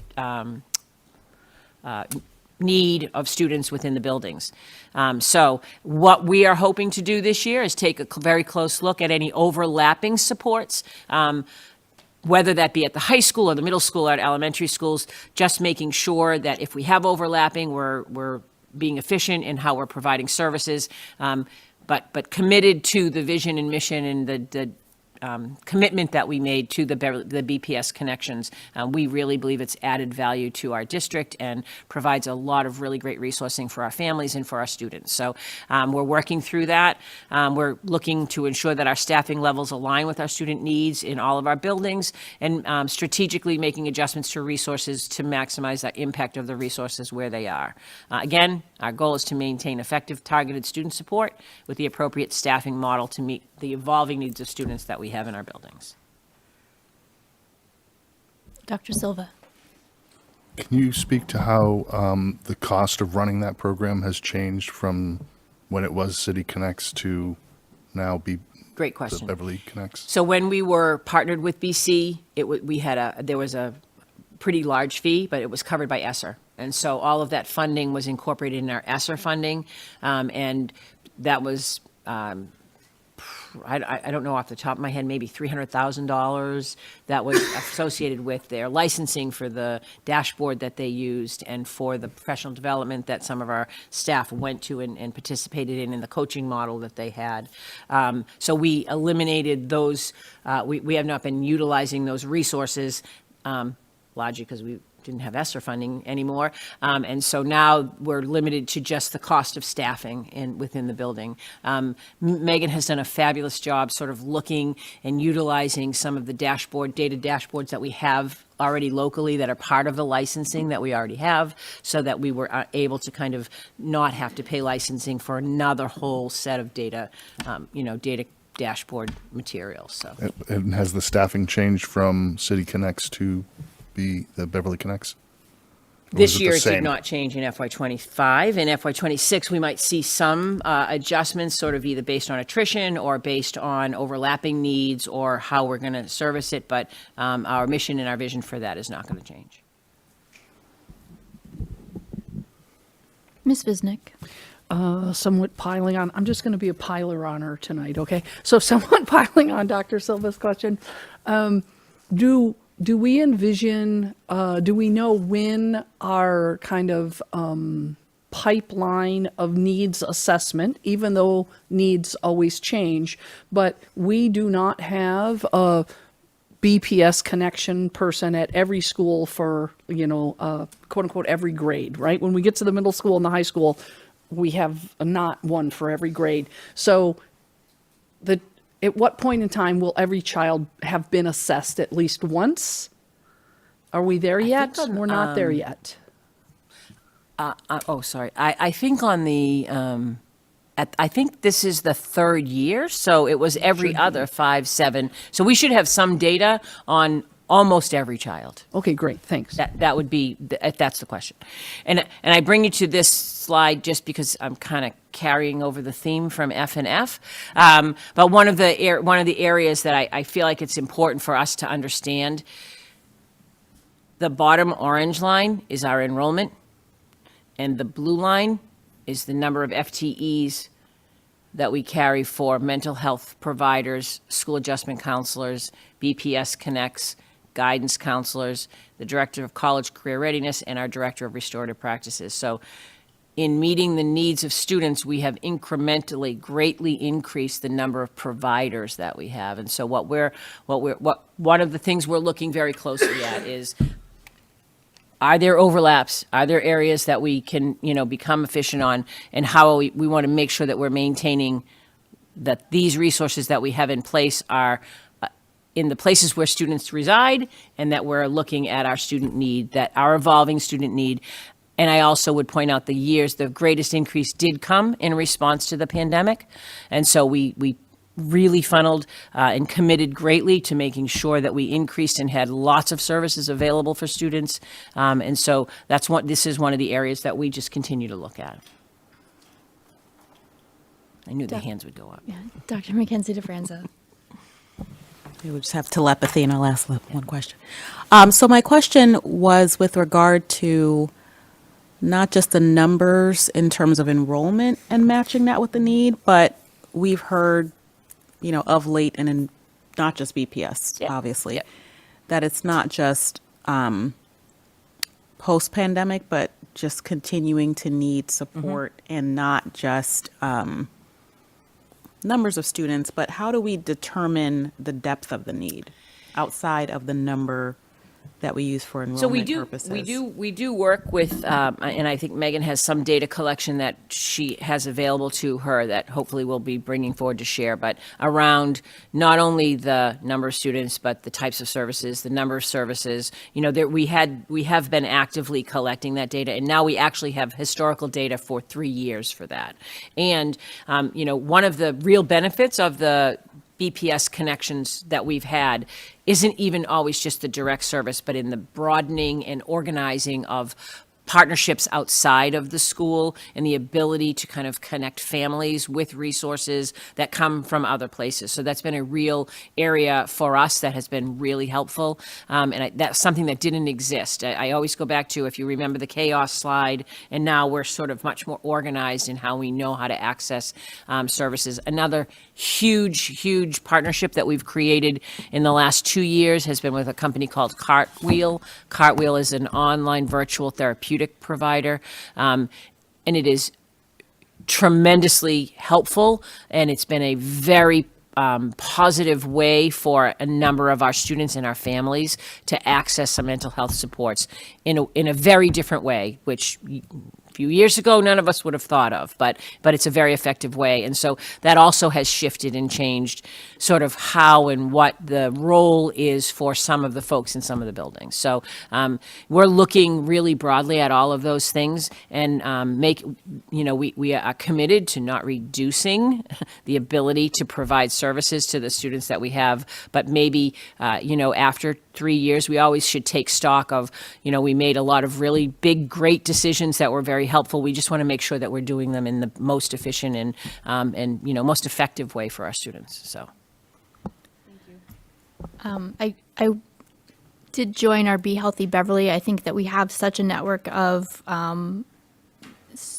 community partners in this effort, and I think that there's a lot of opportunities that group is also discussing for community-wide and focused on school. So I just wanted to remind people that is like another avenue for which we should probably talk about budgeting and using resources in the community that may be funded where maybe we don't have funding. So, and it's always amazing to me when we identify a partner or a provider or just an opportunity for us. For example, the Cartwheel, right? So we utilize the Cartwheel in our schools. We have expanded that partnership, and we were the first ones to kind of connect it with the YMCA, so that we're working in partner with the Y. It really helps us because, again, if you think about what our BPS Connections was really designed to do, it was to know every child, and sometimes the ability to kind of provide access gives us information too, and helps us identify families that might need help or areas like that. And we recently expanded the Cartwheel to our staff, so our staff now has the ability to kind of utilize any resources that we have available that way. And I think Megan was talking today about an even further expansion of the availability of families to even have greater access to that type of support. So opening one door always seems to kind of open our eyes to areas and ways that we can even do more. So that's been a very beneficial thing. I just saw another hand, Dr. Silva. So with this program operating, down the road, 2-3 years down the road, do you see this graph changing in terms of where it should plateau with services in terms of how you have I don't the know graph? yet. I mean, I believe that we'll find some areas of efficiency over the course of, going into next year. I don't think it's our intent, though, to just drastically change. I think what we really just want to keep doing is measuring the evolving needs that we have of the students that are in front of us and making adjustments accordingly, so that we always want to make sure. I think Dr. McKenzie pointed out, we're in a very different place in 2025 than we were even in 2019 or 2018 in some regards as to some of the things that we're, kind of working with families and with students. And so our goal is to make sure that we have the right staffing and not too much staffing, but our goal is not to kind of, say, oh, we only want to be at this particular point. We just want to have what we need to meet the needs of the students that we have. So. Ms. Visnick. To that end, this, I believe, is the first year, our kindergartners this year, but I could be a year off, would be the first group of children into our schools that didn't experience a gap in education, that maybe weren't even born during COVID, right? Maybe I'm a year off on that, but I have been trying to read, but that's not my area, right? So I guess I'm asking the educational experts that are both at the table and at the next table back, is there, quote unquote, hope on the horizon that as this group of, children who had to experience COVID and had a year to 2 years, some were as little as 6 months of being out of school, but some were much longer than that, right? As they kind of work their way through, and as we get new children in, do we, right? Children who didn't experience a gap in their education, do the educational experts expect that this graph will be able to go down because we're moving children through that experienced all the things that came with, and I'll use the word trauma, with the trauma of the gap in schooling because of COVID? I'm going to defer back. Mike. I would say yes and no, and I'll explain why. This year, we did see, and principals reported that we had our kindergarten students presented much more like our typical kindergarten students that we had pre-COVID. So in that instance, they're getting the foundational skills. They're back in preschool. So they are seeing some benefits that way.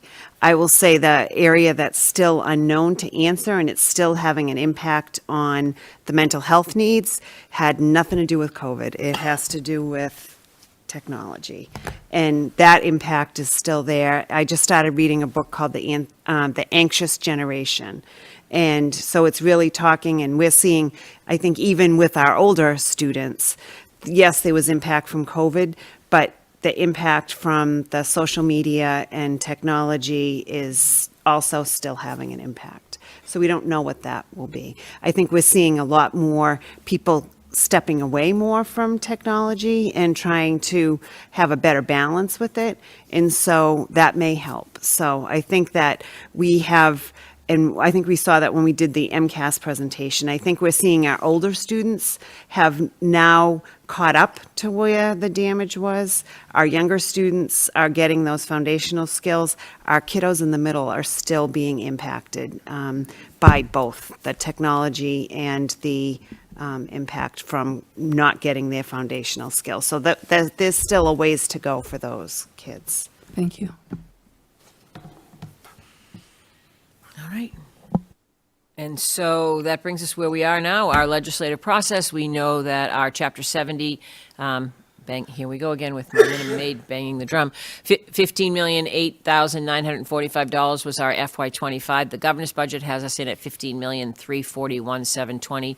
I would just point out the list of increases that I've been showing you over the last 4 weeks as we've gone through these budget presentations, and the differential between 25 and 26 right now as it sits in the Chapter 70 budget. So that means that a huge burden is going to fall. We know just wages and benefits alone, we have a huge increase that we have to look at. And so it's sort of, we're really taking a very close look at the budget and what we need to do, and working very hard with the mayor and Bryant, and, hope to come in the next few weeks with some more solid numbers for all of you to let you know where we are and where we stand. But working really hard, together to make sure that we can continue to do what we do and provide that high-quality education to our students. We will know more in April when the House Ways and Means budget. I'm going to keep my fingers crossed and hold out hope that there's an increase, but I'm not sure that it's in the cards that it's going to be very high, but I would like to see a slight increase. That would be really helpful. Our next, 25 on there. I'm sorry, that's last year's, so that's last year's FY '25. Gotcha. Okay. And then the governor's proposed budget for '26 is the $15,341. But those dates are still the Oh, same yeah, I'm this sorry. year, Yeah, but I didn't they're change those. 25. Thank you. We'll But have it's to- 25 with the It is same- 25. Same time Yep, frame. It is 25, Okay. yeah, sorry. Yeah, I have a question. yep. Go Can ahead, I Ms. switch from a Wisnick. bad slide that's got mistakes on it? No, I'm not kidding. Sure. I want to get Yeah, off that go slide. ahead, switch. There Okay. you go. My question has to do with, and Mr. Mayor, this might be to you. Where are the conversations at the state level around the fair share amendment and how it's being allocated? Right, so it was passed and it was supposed to be allocated in between transportation and education. And over the last 2 years, the bulk of the education money has gone to quote unquote free community college. And now this year it's free state college, right? So somebody can walk onto the campus of UMass and go for free if you don't have an existing undergraduate degree.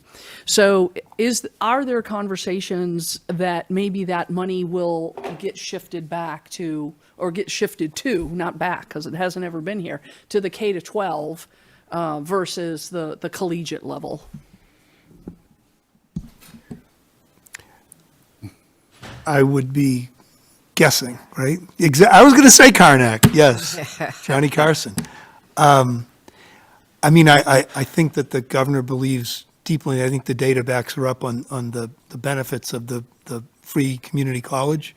So I don't know that she'd be looking to use that money differently, but they are doing a supplemental during the month of April that will put some remaining FY '25 fair share money towards K-12 education. And last I looked, Dr. Chochuk, they were looking at putting $150 million into the circuit breaker because of the fact that they're not funding the transportation, the sped transportation costs to the level they had hoped. So there might be some help coming, between now and June 30. For next year, and I had a meeting with the Senate Ways and Means Chair a couple weeks ago, and we're pushing in the near term for more per pupil, given that, the formula is the formula. And hopefully we get a better number in Chapter 70. We did talk also, though, about the fact that it's time to rewrite the formula again. That won't happen between now and budget. That probably will be a couple-year process, but it needs to happen. And what I've focused on in my conversations with the governor's team and legislators is the fact that, trying to find a commonality to all districts throughout the state, that the state does not share sufficiently in the cost of special education. There's got to be a way that systematically they do more for every district, significantly more. Now, everything ends up being capped with available dollars, right? So in the near term for this coming budget, I think our hope is to get some better per pupil number. And I think hopefully the state will have the wherewithal, with maybe all of our input, I hope, over the next couple years to write a better formula, because they haven't gotten it right yet, and it's been since 1993. I will say that both the MASS, MASC, and MASBO, I think, had a real push with legislative advocacy around specifically looking at fair share and looking at some of those things. There was a series of meetings that were supposed to have started Monday. I have not heard any follow-up, but really those discussions, I think, that also incorporate that supplemental budget and some of that, taking a look at some of that money. So, we have been really advocating for exactly what the mayor just described, and it's really necessary. So hopefully we'll see, some movement, but. A short follow-up. So I'll just say to whoever's involved in those conversations, right? I've said this before. This is the drum that I will keep beating. I believe strongly that the Chapter 70 formula does not take into effect the federal policy around tax exemption. So our property, like when we get assessed, we have a lot of oceanfront property, so our assessment is very high. They consider us a rich community. However, you and I both know who owns a lot of that oceanfront property, and they are tax exempt. And so that absolutely hoses us, right? And so I would hope that if we were going to have a conversation about redoing the Chapter 70 formula, we would make our state policy not conflict with the federal policy. That would tremendously benefit us as a community.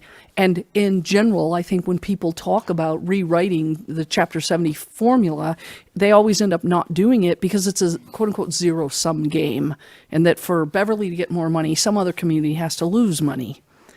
But if we look at it like making the policies consistent, then it maybe is a little more palatable to say, let's do it this path. It's not so much about you get more and we get less or vice versa. It's, are the policies consistent? That's my drum. I'm banging on it. I'll be continuing to bang on it.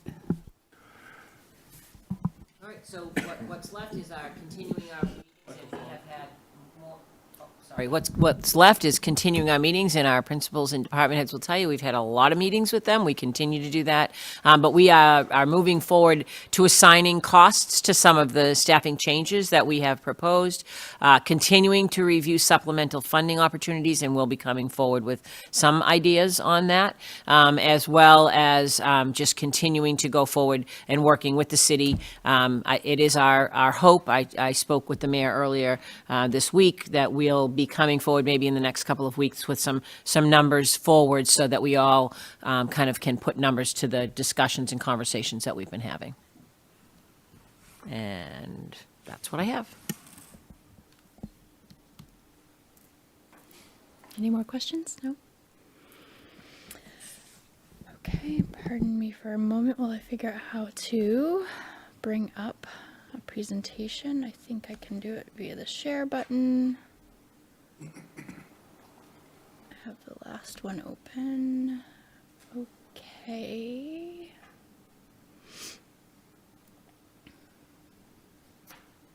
What's the shortcut to go right into the present mode? Because my Zoom is blocking it.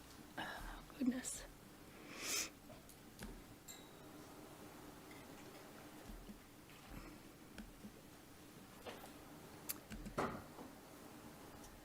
Okay. Had to move the Zoom bar so that I could get to the presentation mode. The first agenda item from the chair is an update on our superintendent search. As we've covered in our previous meetings, and I again need to move the Zoom bar, sorry. We always like to reflect on our mission statement. We have been keeping a running list. Is that not changing?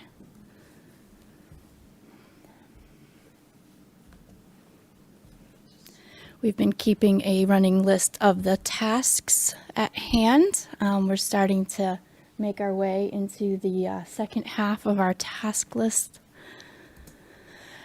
In tonight's meeting, we're going to talk about our schedule confirmation and some logistics for in-district days. We'll announce the slate of finalists and vote to accept the slate of finalists.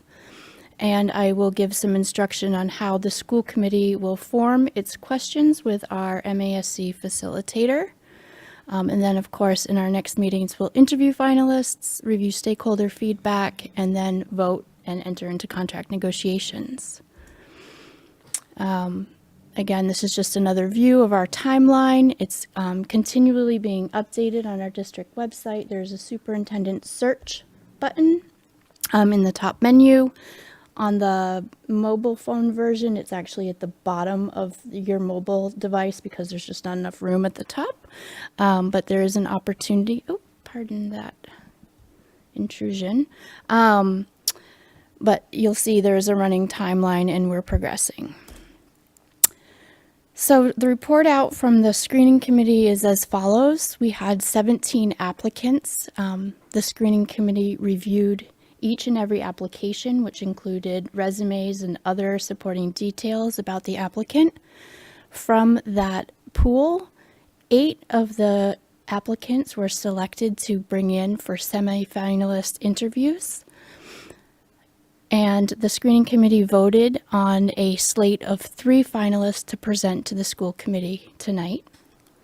From that slate, 2 candidates have agreed to move forward in the public interview process, and 1 candidate has declined to move forward. So before I advance the slides, I just want to pause and take an opportunity. The selection committee was fully aware that 3 to 4 candidates was the request of the school committee, and that the agreed upon we would have 2 to 4. And so if there is any concern right now about 2, it needs to be brought up before I reveal our candidates. Ms. Visnick. If the screening committee, quote unquote, knew that one of the 3 that they picked to move forward would, quote unquote, drop out. I don't know what word you want to use. I'm going to use that word. Decide not to move forward. Decline to move forward, yes. Would, or now that they know that, would they go back and pick somebody else? The screening committee was very intentional to look at the candidates to decide the 3 they wanted to put forward. And we had a robust conversation about 3 or 4. So, yeah, it was a slate of 3, and we had every confidence 3 would come forward. Dr. Mackenzie DeFranza. Just having been in other searches for these very high-level positions, my concern is that often these are individuals who are being sought in multiple places, and so I'm just wondering whether the committee had a chance to discuss having only 2 options, or whether there was no revisiting of that. Like, do they feel confident enough in the 2 that they would want to present the 2? I'll let Mayor Cahill offer perspective. I can say to you that by the time we voted and adjourned the other night, it was clear that there was not another process. There was not another search process that anyone was involved in that was going to lead to somebody needing to step out before we could interview them. We were all surprised when one of the candidates we asked to move forward decided not to. Ms. Robinson. And I would just say, just looking at this slide, I mean, if there were more applicants, I think there were only 17 applicants. Like, of that number, moving 2 seems reasonable. Like, with, like, well, I mean, or at this point, you know what I mean? If there were a bigger pool, then I think we'd have more to talk about. But I think with 17, I think that sounds very reasonable. Yeah, and go ahead. I would say I think 17 was a good number. Particularly, we heard from our consultant that the way search has been going in recent years, and it was a strong pool all in all. I wasn't commenting on a strong pool. I'm just saying it's not a high number. I mean, I'm just going to follow up on that. So it's not so much the number of applicants I'm thinking about. I'm thinking about being able to really compare individuals. I feel like 2 is really limited. However, not having been on that committee, I don't know how different they are or what the strengths are. And so it just feels like it would have been good to have the 3 that were intended, just to be able to really compare and contrast options. 2 feels to me like pretty limited. And then you still have to negotiate. And so if you negotiate and someone is not happy, you're down to 1. It just feels like it would have been good if that third person had not dropped out. I would have felt stronger about it. I would say that the slate is a good match and enthusiastic about Beverly. I would just add that additional information from the screening committee. Dr. Silva.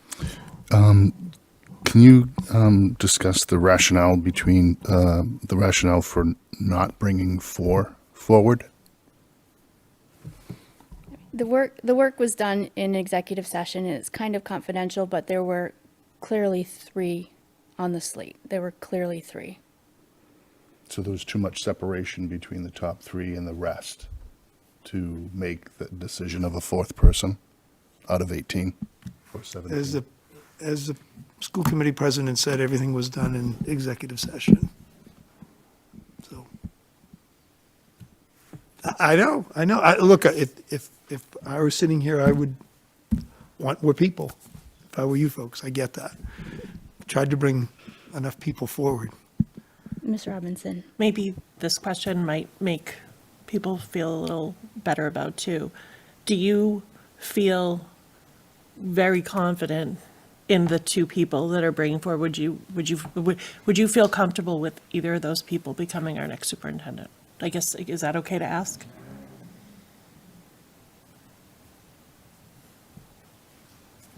I'm not sure that doesn't, to have that kind of a conversation, that I think that would start to, I don't know how that would impact the process. I don't know that it would be a helpful or positive conversation. Yeah, I think I just have to reiterate, the selection committee or the screening committee feels they put a slate of 3 very strong candidates forward. Yeah. Hearing that, so what I heard before that was that the pool was strong. Is there a reason that one could not go back in the pool when the 1 person dropped out to have the 3? So was 3 the intended number, or was there just 3 because the committee wanted those 3 in particular? And so it was not as easy to say, let's just go back and replace that person, so we do have 3 choices. Again, understanding there are things you might not be able to share, but I think the sentiment, we had was between 2 to 4. Certainly, we were hoping for not less than 3, but if 1 dropped out, did we not feel like there were enough other options to try to replace the 3rd person? I can say that there was robust conversation about whether to put forward 4 or 3. And then there was some conversation after the decision was made to put forward 3, that if something were to happen and there weren't 3, would the screening committee go back in, and that screening committee was not interested in that? Is that a fair statement? It's a fair statement. They feel that there are strong candidates being presented in the slate, and even if 1 were to drop out, there were still strong candidates to consider. I mean, good. Ms. Visnick. I'm going to pose this question even though I expect that it cannot be answered. Does this body get any insight into why 1 candidate put their name in, went through the process, made the semifinalist, came in and interviewed, made the finalists, and then decided that they don't want to move forward with our district? It's a confidential process. It's personal decisions of the applicants. And it happens a lot. I think it happens more often than it happens a lot. Like, people drop out, they change their minds. They want to stay where they are. It could just be anything, but like you said, it's personal. I mean, and it is a confidential process up until the announcement of finalists. So, I don't know what the rationale was of that candidate. As I said, I was surprised. But clearly, there was decision-making that went on that we're not privy to. Dr. Mackenzie DeFranza. Yeah, and I think, that's why not having a third person, knowing that anything can happen, feels like now we're relying on two options. If anything were to happen, we literally don't have any choice, which does not feel very good to me. The committee remains, I'll go ahead and say this. This body can decide to go direct the search committee to put another person forward. I think which is part of why the names have not been made public, just in case that were to be this body's Can you decision. say that again? We can do what? This school committee can vote to tell the screening committee to come up with another name. And that's really why you haven't heard the names of the ones that are still in it, because if that were to be the case, then that other name needs to be added into the mix and brought forward together, if that was this group's decision. Dr. Mackenzie, then Ms. Robinson. I'd like to move to direct the search committee to put forward another name so we have 3 candidates. Would second that motion. Let me make sure I have the motion correct. It's a motion to direct the screening committee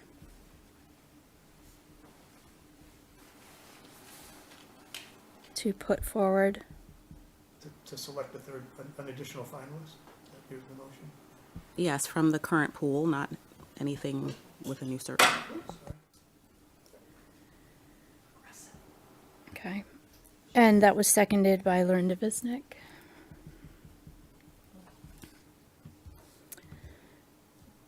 Okay, is there any discussion, deliberation? I think it's a good. Sorry, Ms. Robinson, then Ms. Coelho, then Dr. Silva. Sorry. I just respectfully disagree. I feel like there were 2 people who were in the room, and we trusted them to come up with, at this table, we trusted them to come up with candidates. I don't think it's a wise idea to just take on another candidate who is clearly 3 people rose to the top. This is what I'm taking from this conversation. Clearly 3 people rose to the top. 1 chose not to. I feel like we might be wasting that other candidate's time if we did that. I know we don't know who the other one is, but I feel I just don't think it's a fair thing to do to that candidate that we bring in. This is a big job, and it's a lot of preparation. And if I think we need to trust these people who are in the room. We can't just be like, I don't think it's fair to the candidates. I don't think it's fair to the people who spent hours searching. I don't think it's a good idea. Ms. Coelho, Dr. Silva, and then Dr. McKenna. I have to agree with Karen on this. That's what I was going to say. As someone who's been in competitive things, I'm going to compare this to competitive things that I've been in. Those people have been in there judging these people, quote unquote. We trusted these people to go in there. They've put all their time to listen they put all their time and effort in there to listen to these people, read what they're about, and take 17 people down to 8. And obviously these 3 people beat out those other 5 people for a reason. At the last minute, 1 dropped out. We don't know why they dropped out. Maybe they got a better job offer in the end. Maybe they chose to stay where they are. Maybe they decided to go to a different district. We don't know. Maybe they decided to do something different. We don't know. But those other 2 candidates and that other one beat out those other 5 for a reason. Bringing in a 4th, one of those other ones, might not be a good idea. They obviously weren't chosen for a reason. That's all I'd have to say. Okay. Dr. Silva, then Dr. Mackenzie DeCamp.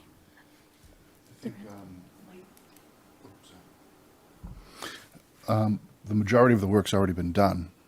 The evaluation has happened with the 17 applicants, 8 were selected, 3 rose to the top. There's opinions of who was next in line, and I don't think it's being disingenuous. It's just a matter of the process of bringing 3 people to the committee. And if in fact the 2 are strong, it'll come out from this committee that we select one of the 2 candidates to take on the position. Dr. Mackenzie DeFranza. Yeah, I want to clarify that there's no lack of trust in the people who were in the room. There were quite a few people in the room. We trust our colleagues, but I also understand that we want to maximize actually not having to do this again. So we've had a surprise dropout. We have 2 candidates remaining. If anything were to happen to one of those, we would have to do this again. I don't see any harm if the entire pool was strong, as we heard, that out of our 8 semi-finalists, it would surprise me that the committee wouldn't have another person in line who they might think could have been that 3rd person if it was a strong pool initially. So I can't imagine that we're asking the committee to recreate the process they've had. What I would like to say is it is an assurance that were we to have 2 candidates and any other surprises were to happen, that we have more support to keep that process from falling apart. I have seen processes where it comes down to 1 person by the time the interview is to happen. And at this juncture, without knowing any of the names, I think the harm is relatively low to ask the committee to consider who that 4th person might have been. They chose somebody who dropped out. That is unforeseen. These things do happen. I don't want the committee to perceive any distrust or disregard for their judgment, but I do think our body would benefit from having 1 more candidate, as we had hoped, so that we feel stronger about not only the final decision, but stronger that by the time we get to that actual interview process, we don't have any other surprises that derail the entire process altogether because we're down to 1. I saw Ms. Bisnick's hand, then Ms. Robinson. I would like to pile on, because that's my word this evening. I'm going to pile on to what Dr. Mackenzie just said, Mackenzie DeFranza. No disrespect intended whatsoever, not just to the 2 individuals here, but to everybody who donated their time to be on that screening committee. I guess I maybe want to consider whether, maybe 3 were picked instead of 4, because maybe there's another cluster. And so maybe our motion should be, send us at least 1 more. We asked for 4, right? And so maybe it would be easier for the committee, right? Maybe they couldn't decide. They sent us 3. Maybe they couldn't decide in between who was 4 and 5. And so I don't know, because I wasn't in the room, but maybe it would be easier for the committee, knowing that they have already given us 2, to say we want 1 or 2 more. Because maybe that was the cutoff point. Like, if you think about how things go in clusters, right? Maybe there was this clustering that 3 was a natural cluster, and that the next cluster, according to that group of individuals, was 2, and they couldn't decide between those 2. Ms. Robinson.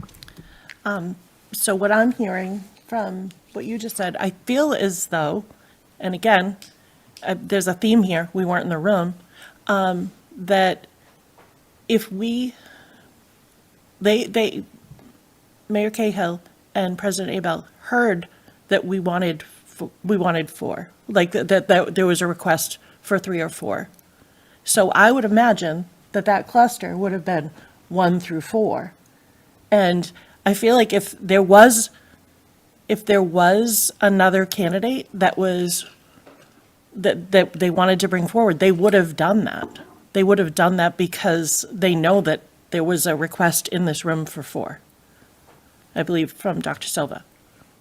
So I feel like if they would have honored that if they thought that there were for like good candidates to bring forward. And I don't know if all the applicants, I think we've said a couple of times that it was a very strong pool, but maybe the very strong pool was in the three that were brought, that they hope to bring forward. So, I don't know. I just think there's too many of us saying we weren't in the room to not trust the people who were in the room. I will reiterate on behalf of the screening committee that they're bringing forward a very solid slate of 3 candidates. And unfortunately, someone chose not to become public. We do have a motion on the table that was to direct the screening committee to put forward an additional finalist from the current pool. However, I think, Ms. Visnick, you're considering making an amendment to that. I'm suggesting a friendly amendment that it be at least 1 or 2. At least 1, possibly 2. That's a full amendment. I don't know if it's friendly or not because it doubles. I'm trying to look at Dr. McKenzie while I try to see her eyebrows. At, well, microphone. Are you, I guess what I'm saying is if you say at least 1, you're agreeing that it's at least 1, and if there's more than 1, it's up to the committee if they want to do that. I'm worried about not putting an upper bound on it. Like, I don't want all 7. Right. Like, no offense, right? But, so. Right. Okay, so the amendment would be to rephrase the motion, direct the screening committee to put forward at least 1 additional finalist from the current pool. That's the motion? Motion and second, okay. Is the committee clear on what the motion is at this time? Are we ready to vote? So the vote to send this back to the screening committee would be a yay, and to move forward with the slate of 2 committed candidates would be a vote of no. Is that clear?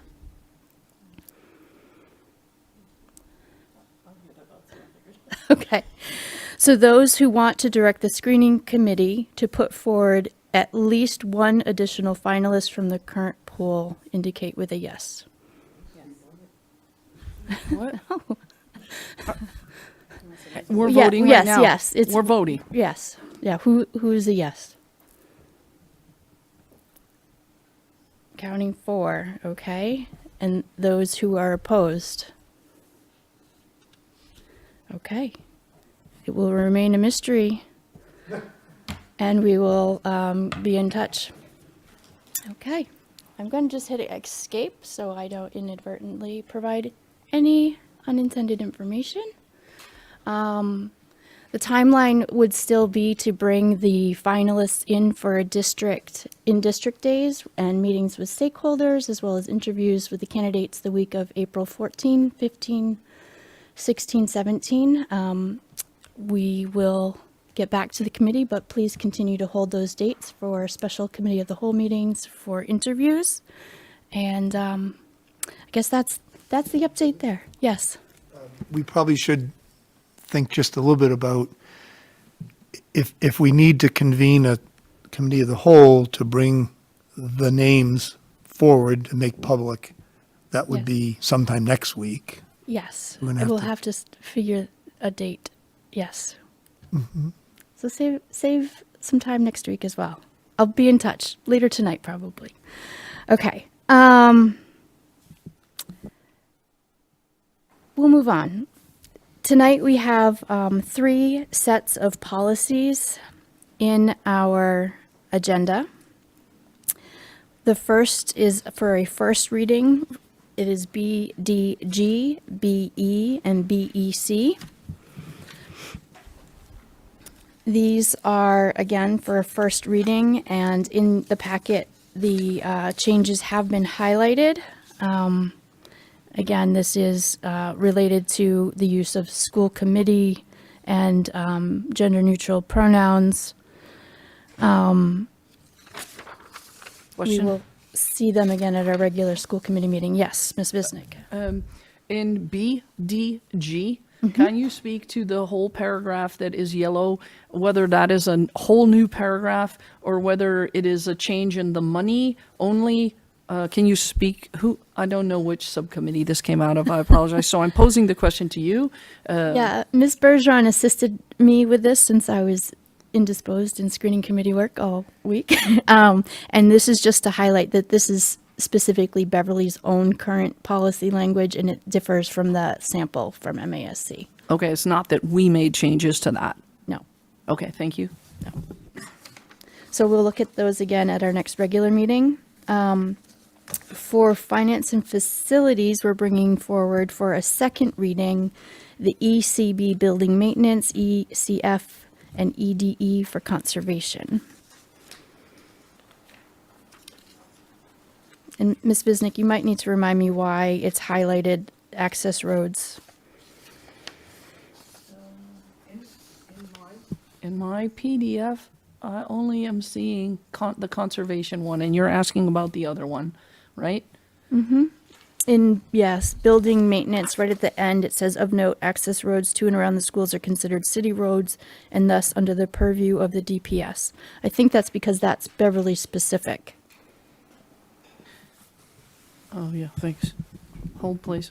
Yeah, I think I. Yeah, please do. I'm Please the one do. who had brought up the fact that, to at least have something in the policy that points to who is responsible for the road that should be plowed, so that you know at least who is responsible to do it. Yes, we had a very lengthy conversation about that, about the division of labor and the fact that our school's B&G really operates underneath Mike Collins and the city's DPW, and Dr. Silva wanted to be very clear about when our maintenance staff, when the BPS maintenance staff is expected to do a certain amount of snow removal, where do their responsibilities end and where do the city's responsibilities begin? And so the road, and specifically we use Beverly High as our example, right? You can drive all the way around Beverly High, and whose responsibility is that particular road? Is it our B&G or is it the city's city DPW? And so this is here to make that distinction. Okay. Thank you for reminding me. Do we want to vote on these individually or together? This is our second reading. I'll make the motion. We take them to, I mean, unless anybody has, I'll take a friendly amendment, but otherwise I make the motion to accept both of them as is. Second. Thank you, Ms. Visnick. Thank you, Ms. Coelho. Any more conversation? Those in favor? Okay, they will be marked as reviewed today.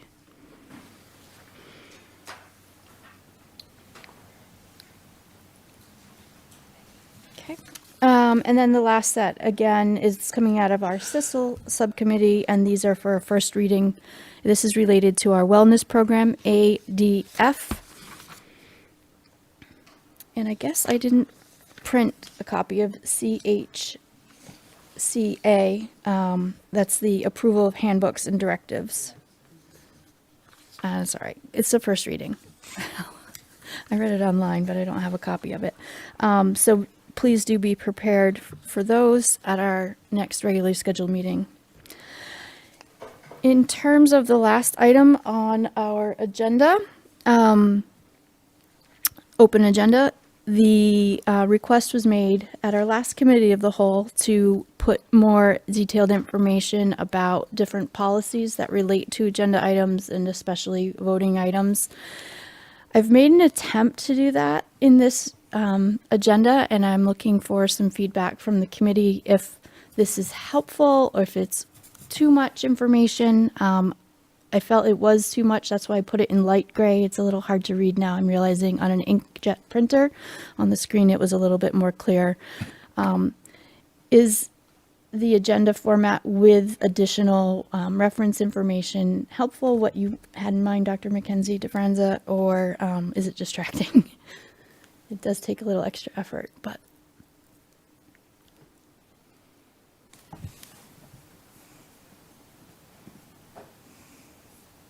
It didn't really, I mean, I didn't think it was necessary, but I can still follow the agenda and read the materials and follow it. If it's a lot of work to do. it was a fun homework assignment to remap things. And I was like, oh yeah, that's right. That's where it is. Go ahead. Sorry. Go ahead. Thank you for making the effort. I appreciate it.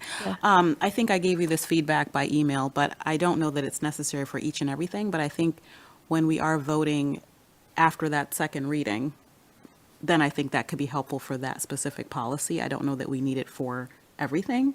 I think it helps for executive session because that often is a question about why and when. And then I think before we vote on something that's had that second meeting criteria that we've already read it, I think that helps. But I think it's great that we have on there all these other things that tell us why we're doing what we're doing, but I didn't know that we necessarily needed it for each section.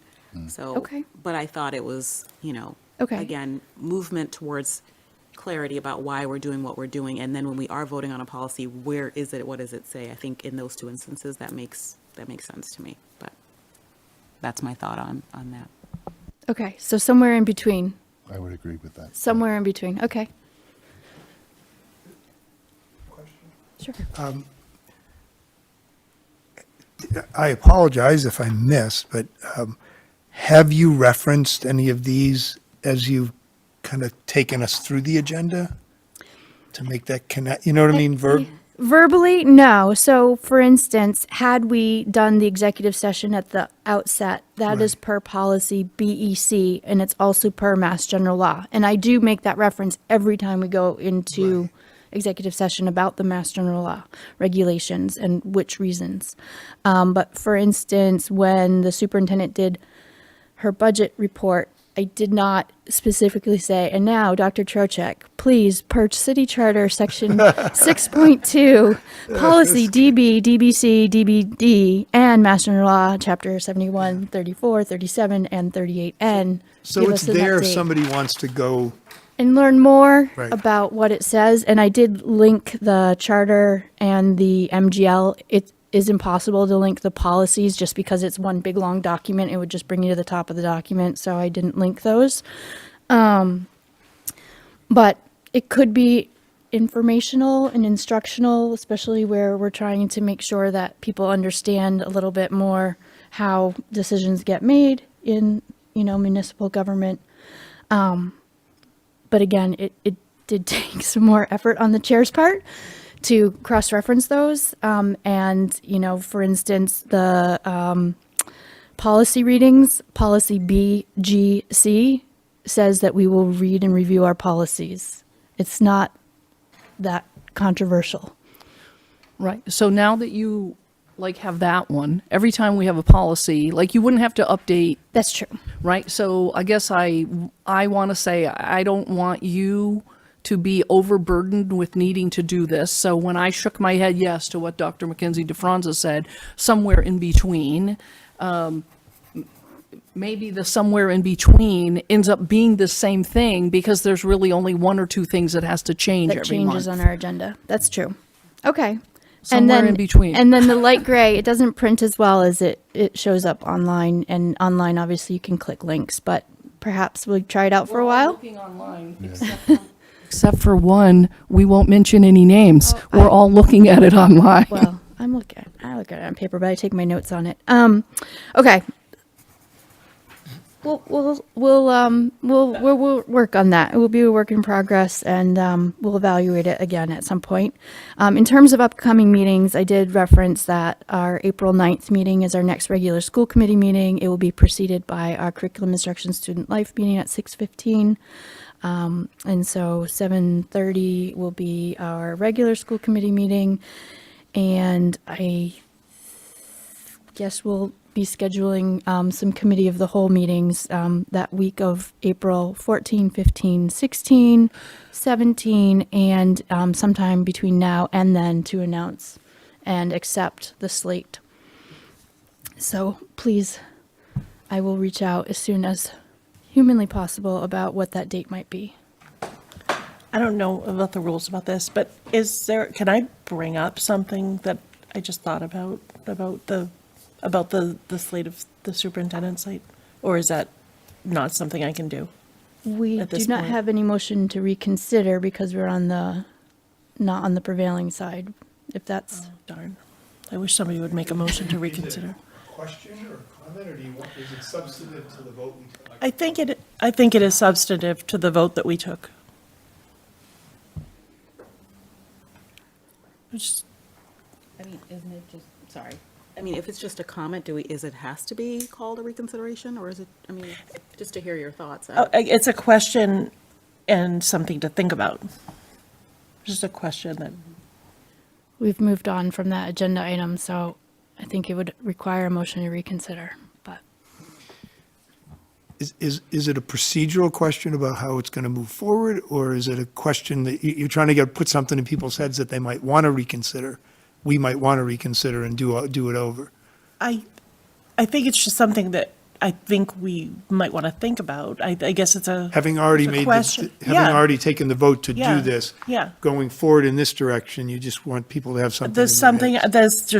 there's a question I have. There's a question I have. I can't say much more without asking the question. Just if Ms. Robinson is not looking to revisit the vote, right? You're not looking for that. If you are, it's different. If you are, it's. No, I'm not looking to, I mean, I just want, I have a question. I have a question that I think is important to ask. All right, so I will make the motion to reconsider. Thank you. Okay, so, No, it has to be seconded, and it has to be Second. voted, yeah. So I get a question, and so if we were to vote in favor of reconsideration, we would need to vote again on the motion that we had already passed after having had a reconsideration discussion. Okay. And I guess I understand it's late. We're all tired. I also understand that we have had many conversations about leading the way we wish to be treated ourselves and treating each other and well and offering grace. And so I make my motion of reconsideration in that spirit. Second. Okay, so there's a motion to reconsider our previous vote that redirected the selection, a screening committee to provide one, or more than one, at least one is how we had it. Is there any discussion about the reconsideration before I call the vote? is this where I bring this up? No, we have to have the vote first on reconsidering the topic. If there's no discussion, all those in favor of reconsideration of our previous motion? This is 7. The motion has passed.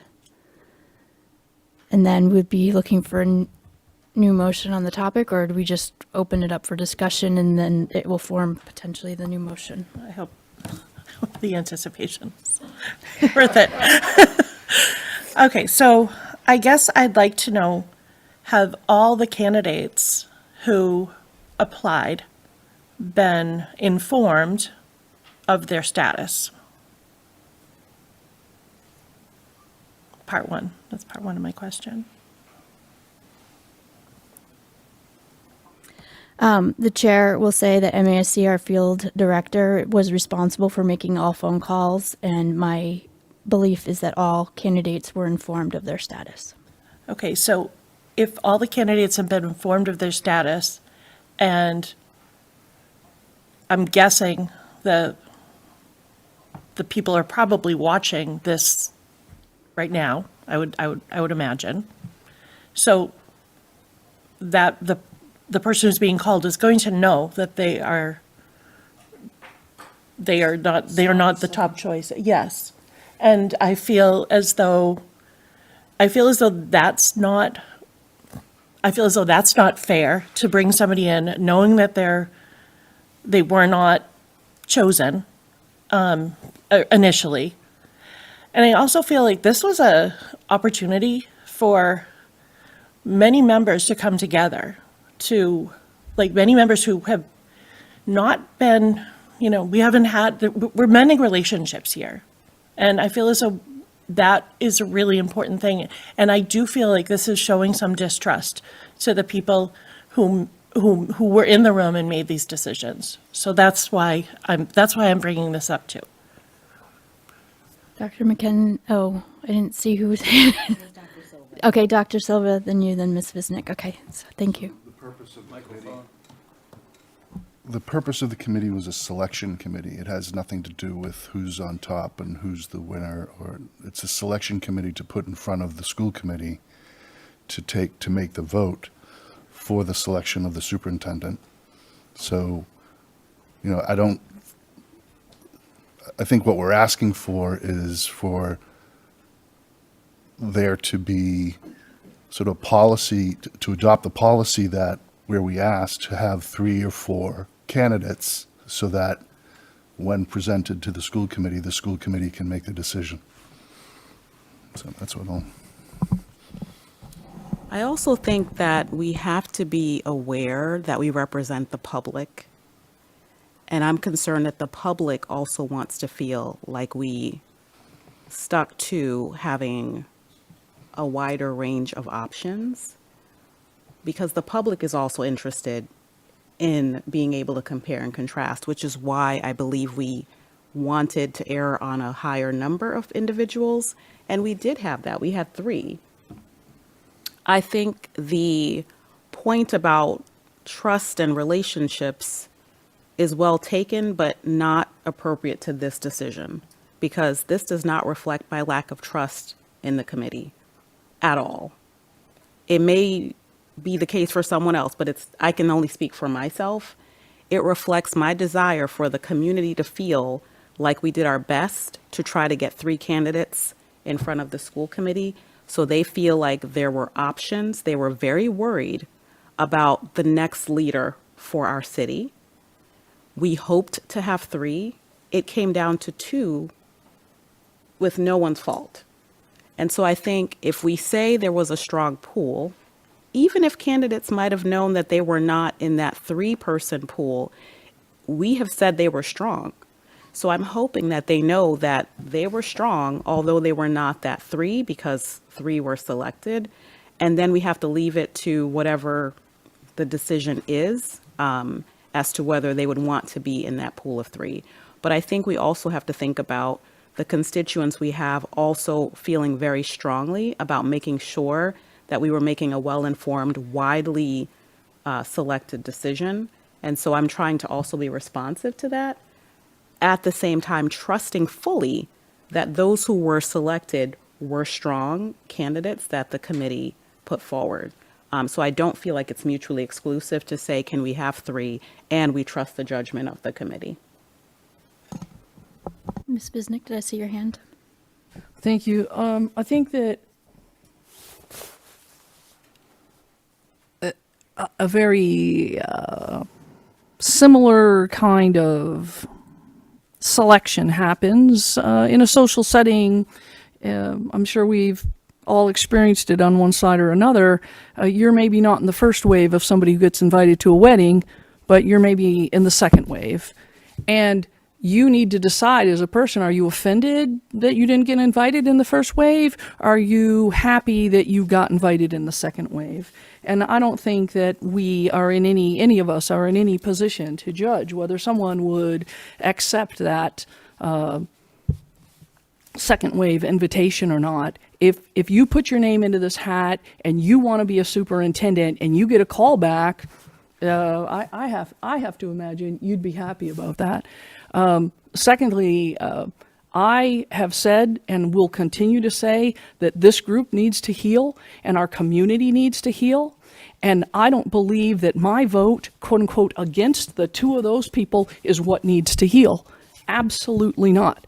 I'm on fantastic terms with the 2 of those, as well as fantastic can be defined over, 30 years of a relationship with someone. And so if we, and as someone else said, this is not the time or the place to talk about that. I think that you asked to ask a question and this body granted you the motion of reconsideration. And that is an example of our body trying to heal.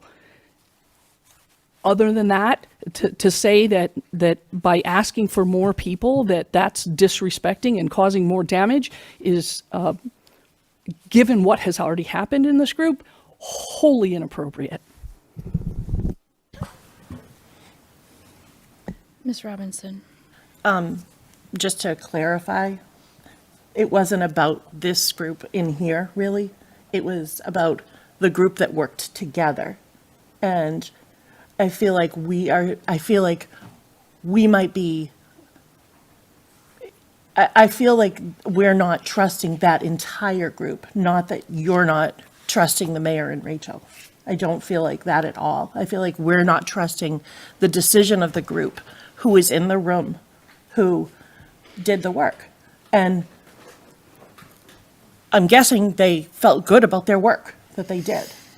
And I am saying that we are not trusting that bigger, the larger body that was in the room deciding on this.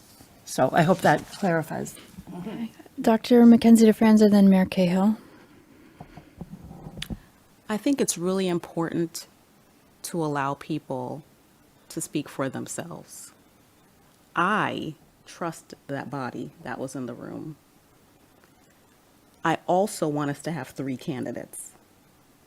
I don't think that's mutually exclusive. That body did the hard work of getting from 17 to 8. And what we are hoping with the motion that was presented in the vote is that among that 8 that they selected, that we trusted them to select, they'll just get us one more person. We are not saying to cancel the search. We're not saying the search was bad. Those of us who voted, I'm attempting to clarify the motion that was made and voted on. We are actually trusting that that group they selected is a good group from which to pull that 3rd person. Not at all questioning how they got to the 8 or that the quality of the 8 is bad. It's that our constituents have said loud and clear that they are very concerned about this particular search. There were a lot of emotions about it. There were a lot of emails about it. I feel like we were hoping to have 3 to be able to see a full representation of a variety of people. And I think that the committee also wanted 3. So I do trust the committee's judgment that 3 was a good number. And unfortunately, they didn't keep 3, which was not their fault. And so I would hope the committee, whomever is listening and who participated, knows that I can speak for myself to say I fully appreciate their work. I think they did great work. I think it is not their fault that one person dropped out. And I would hope that they would understand that that number 3 felt like a good number to our committee. And it in no way speaks to their judgment in getting to the 8 and then the 3. They obviously did a good job getting to the 8. I would hope that someone of that 8, someone else, would be considered eligible. If that committee were to come back and say, out of the 8, we only thought 3 were strong candidates and we can't say any of the other 5 were, then I think that's a different conversation that we would have. But I would hope and be clear for my own self, speaking for myself, it is not reflecting a lack of trust or confidence or gratitude or appreciation for the work of the committee. I maintain that I feel that way very strongly, and I maintain that 3 was a good number that they gave us. It just did not remain 3. Mayor Cahill. Thanks, Madam President. 2 points. One, I don't think it is an unfair or inappropriate ask of the school committee to the screening committee to restore the number of finalists to 3, given that, we had the unexpected withdrawal of 1. And second, just as one person who was part of that process, my evaluation is that it was a strong field. My evaluation is that there were a number of candidates who we interviewed who are qualified to be superintendent of a school district. And I think it won't be that hard for the screening committee to bring another person forward, assuming that other person wants to be part of the process. Last point is, there needs to be an integrity to all of this, right? And, what we participated in and experienced, President Abel and I, is, meant to be confidential and now closed, right? And so, I say now closed, when the work of the screening committee is done, which it may not be if the earlier vote holds, when that work is done, that is a closed book, and that's all confidential. And so, when hopefully 3 names come forward, everybody's on, in a sense, that equal footing of all being finalists to be evaluated by us and with input from the community, and, in the number of settings during their day of visit to the district. I'm going to call myself real quickly as someone else that was in the room. There's just a couple of logistical things. Obviously, the screening committee felt very convicted that 3 was the right number. And again, it was a surprise that we didn't end up with 3 here tonight. Logistically, our facilitator did offer to shred rubrics, notes, and matrices of the committee members. And so those will not exist when the committee returns to the table. I don't understand why you allowed that to happen or somebody allowed that to happen when we hadn't had this meeting and we hadn't voted to accept only 2 candidates. Maybe she hasn't, but yeah.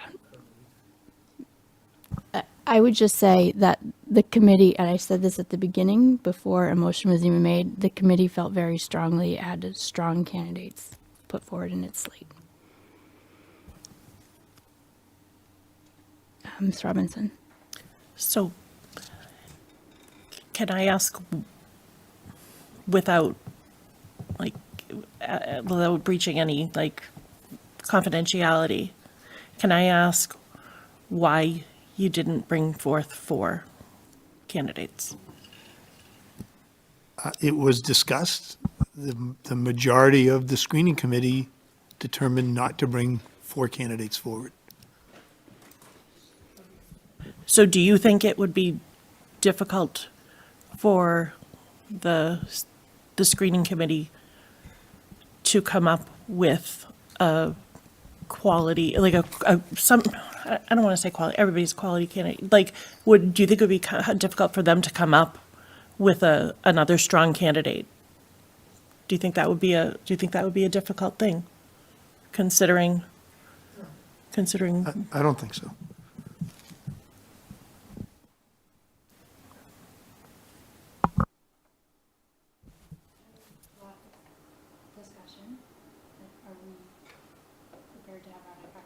Your mic. We've had a lot of discussion. Are we prepared to have a motion? I'd like to remake my original motion with the amendment from Ms. Visnick. If that's helpful, to direct the search committee to please send us at least 1 more candidate for our slate to consider. Second.